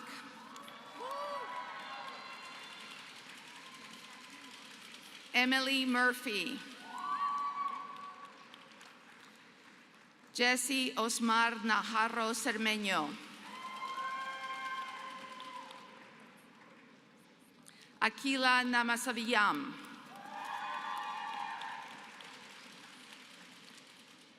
Hadrith Enji,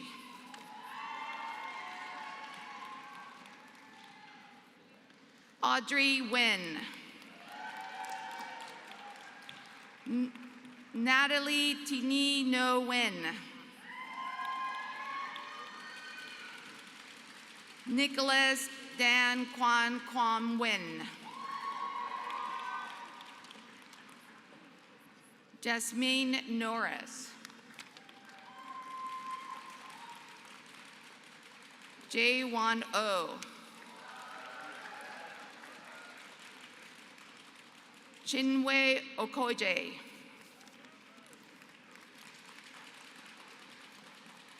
Oyako Okuhama. Julia Olorjanju. Luisa Onje Wandume.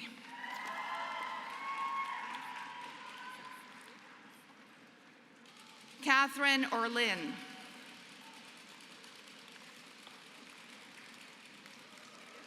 Natalie Ortiz. Maria Paola Otoni. Ud Uensenga.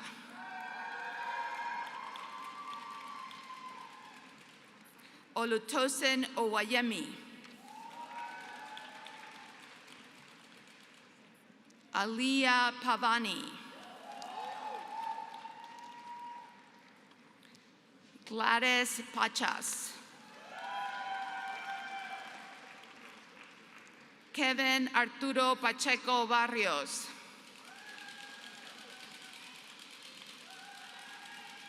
Lindsay Lee Page. Tiffany K. Palomero. Se Yeon Park. Sudisha Barrera.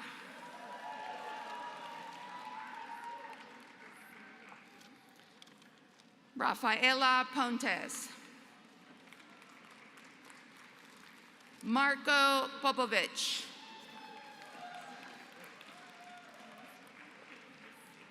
Amy Key. Lee Young Q.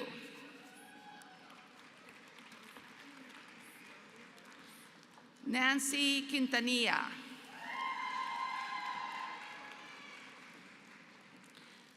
Mohammed Wildan Rabbani Kunyawan.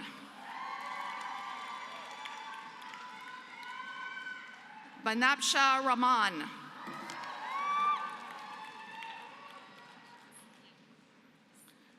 Gautam Ramash. Lindsay Grace Renner. Miller Anderson Richmond. Sarah Robinson. Jennifer Rose.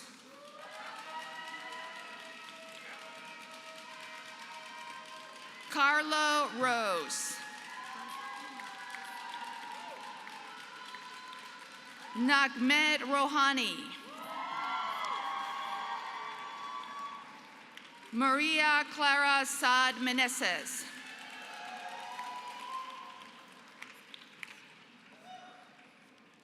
Karan Sachdeva.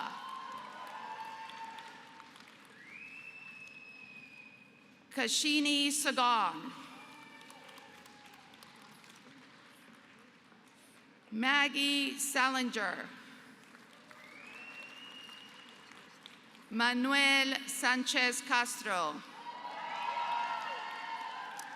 Juan Luis Santana Guerrero.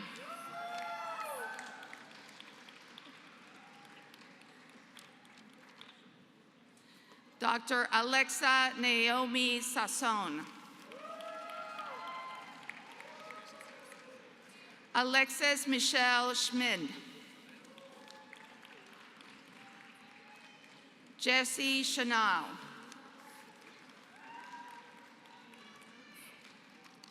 Caitlin Schroeder. Christopher Schwebler. Maura Schwitter. Vanessa Sejas. Aditya Sengupta.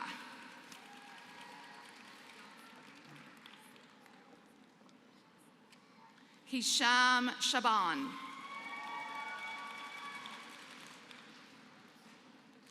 Maya Shashoa.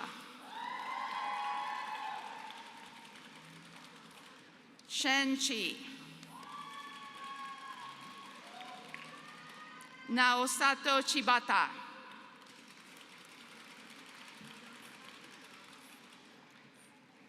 Brian Chui.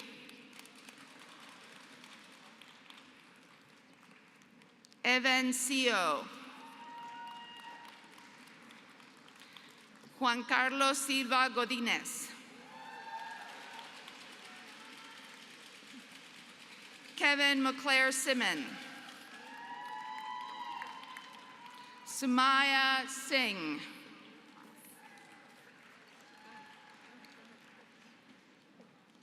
Sumaida Sikar.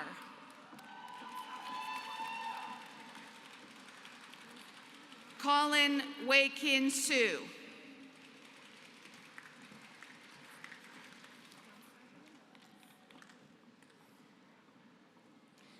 Abigail Slattery.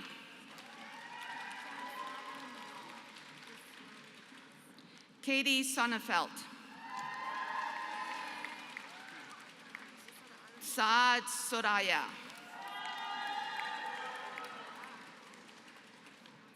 Ian Spears. Sanjana Srinivasan.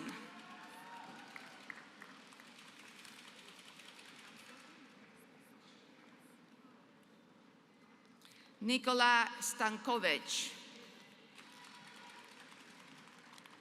Eva Stanton.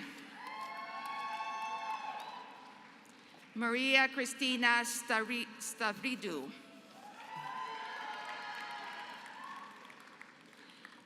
Brendan Michael Striano.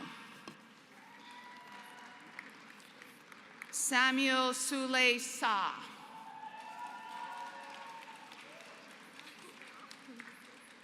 Elena Deckers Sullivan.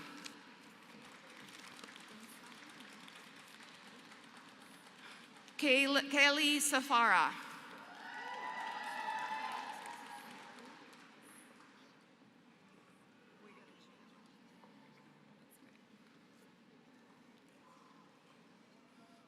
Joshuan Sun. Christopher Tansky.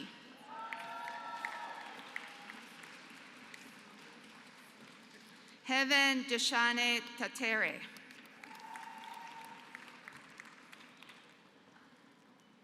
Siale Vitohi Tiapa. Joel Tinkler. Dr. Vivian Sang. Cynthia Ju Se. Juta Sukumo. Satoko Ugai. Suraba Urmi Subramaya.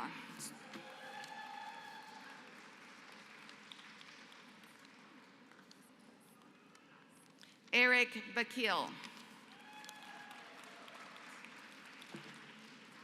Micah Vang.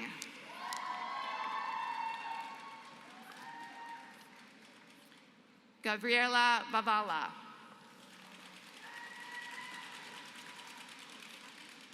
Alejandro Hinojosa Vela.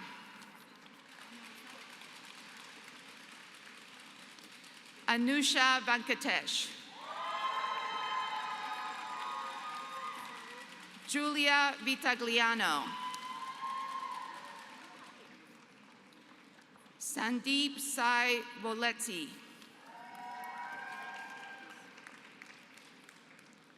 Tao Vu. Melissa Wan. Akie Watanabe.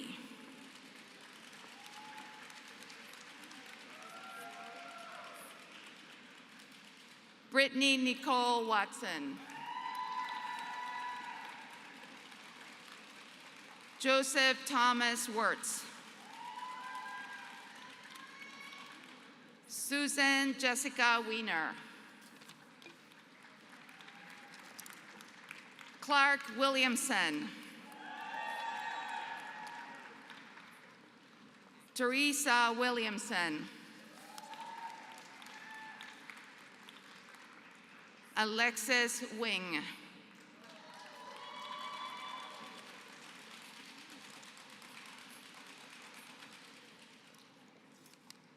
Rachel Eck Wintenberg. Jolene Wong. Mally Warm.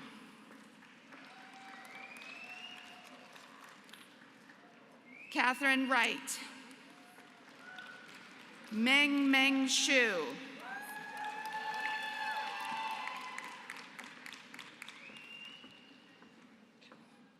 Kai-Sin Yi.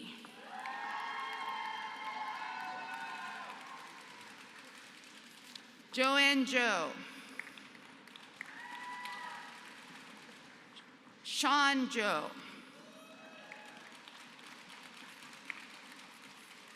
Jennifer Zhou. Takuto Yoshida.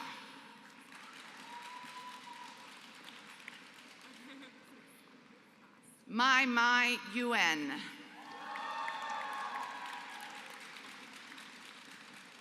Sarah Sarni.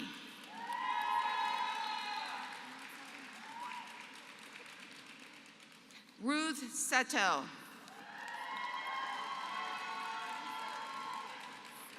Raisha John.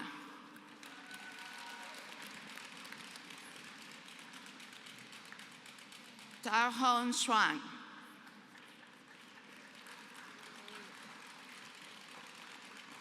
Danielle So. Congratulations to the class of 2023.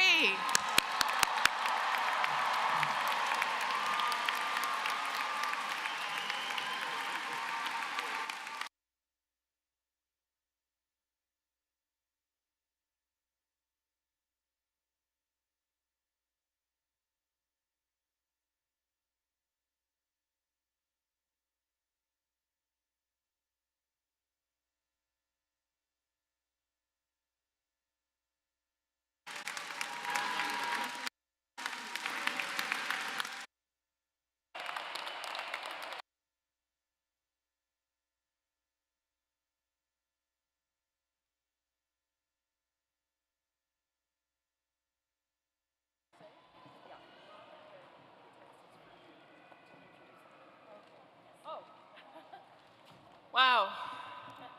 I find myself saying wow a lot. I don't think my parents paid all that money on tuition for me to have a vocabulary that simple. All right. Before I share my closing remarks, I know that we're all eager to go to the reception. But before we do that, I want to show you a video, and I promise it's not too long. It's very meaningful. It is a part of the tradition of our Harvard Chan School for presenting each of our graduating students with the UN Declaration of Human Rights. So for those of you who thought that I was handing out diplomas, no, that's not going to come until tomorrow. But what every single one of our graduates got today was the UN Declaration of Human Rights. And so we have this tradition of asking our students who come from all around the world, and this is not hyperbole, it's true. We come from all around the world. We ask them to read the preamble to the Declaration aloud in their native language. We've put together a short video of that reading, and I'm proud to share it with you. So first, I'd like to have a solemn land acknowledgement which pays respect to the Massachusetts tribe, whose land we are standing on. And then we will roll the video. Okay, please.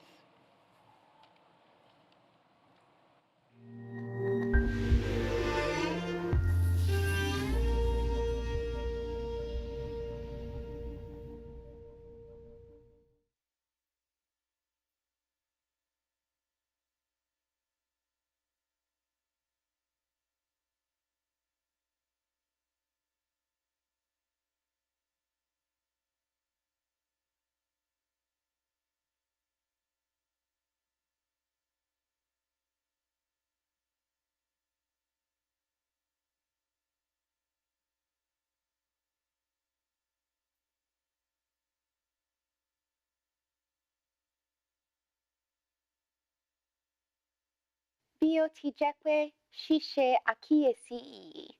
Toje abimo fun ẹ̀dá àti ìdọ́gba ẹ̀tọ́ tí kò ṣeé mú kúrò tí ẹ̀dá kọ̀ọ̀kan ní òkúta ìpìlẹ̀ fún òmìnira, ìdájọ́ òdodo àti àlàáfíà lágbàáyé. 인권에 대한 무시와 경멸이 인류의 양심을 격분시키는 만행을 초래하였으며 και η προοπτική ενός κόσμου όπου οι άνθρωποι θα είναι ελεύθεροι να μιλούν και να πιστεύουν, λυτρωμένοι από τον τρόμο και την αθλιότητα, έχει διακηρυχθεί ως η πιο υψηλή επιδίωξη του ανθρώπου. Considerando que é essencial a proteção dos direitos do homem através de regime de direito, para que o homem não seja compelido em supremo recurso à revolta contra a tirania e a opressão. चूंकि राष्ट्रों के बीच मैत्रीपूर्ण संबंधों को बनाना जरूरी है. Considerando que los pueblos de las Naciones Unidas han reafirmado en la Carta su fe en los derechos fundamentales del hombre, afe oje merimane ma chefatum na ubo modense ubema omanfo etumpon wo asetina pamu wo ahunfede bebree mo. Sapagkat ang mga kabilang na estado ay nangako sa kanilang sarili na tamuhin sa pakikipagtulungan sa mga bansang nagkakaisa ang pagtataguyod sa pandaigdig na paggalang at pagtalima sa mga karapatan ng tao at mga saligang kalayaan. これらの権利及び自由に対する共通の理解は、この制約を完全にするために最も重要であるので。Now, therefore, the General Assembly proclaims this Universal Declaration of Human Rights as a common standard of achievement for all peoples and all nations. हर फर्द और माशरे का हर इदारा इस मशहूर को हमेशा पेश नज़र रखते हैं, तालीम और तबलीग के ज़रिए उन हकूक़ और आज़ादियों का एहतराम पैदा करें और उन्हें कौमी और बैनुल-अक़वामी कार्यों की ज़रिया रुकू मुल्कों में और उन कौम में जो रुकू मुल्कों की महतियात हों मनवामी के लिए बेहतरीन कोशिश कर सकते. En door voortstrevende maatregelen op nationaal en internationaal terrein deze rechten algemeen en daadwerkelijk te doen erkennen en toepassen. Zowel onder de volkeren van staten die lid van de Verenigde Naties zijn zelf, als onder de volkeren van gebieden die onder jurisdictie staan. يولد جميع الناس أحرارا متساوين في الكرامة والحقوق وقد وهبوا عقلا وضميرا وعليهم أن يعامل بعضهم بعضا بروح الإخاء. 人人有资格享有本宣言所载的一切权利和自由，不分种族、肤色、性别、语言、宗教和政治或其他见解、国籍或社会出身、财产、出生或其他身份等任何区别。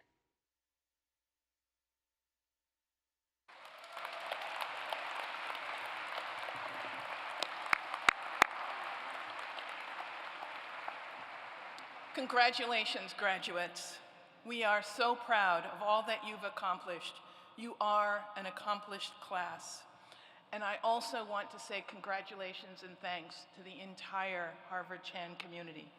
Now, I have one final request, and that is, please stay seated until we have our faculty file out, followed by our newly minted graduates, and then please wait until your group is called to ask to exit. We have a fantastic reception awaiting, but before we start that reception, I want to say again, congratulations to the class of 2023, and please, maybe it wasn't my last request, this is the last request, make some noise.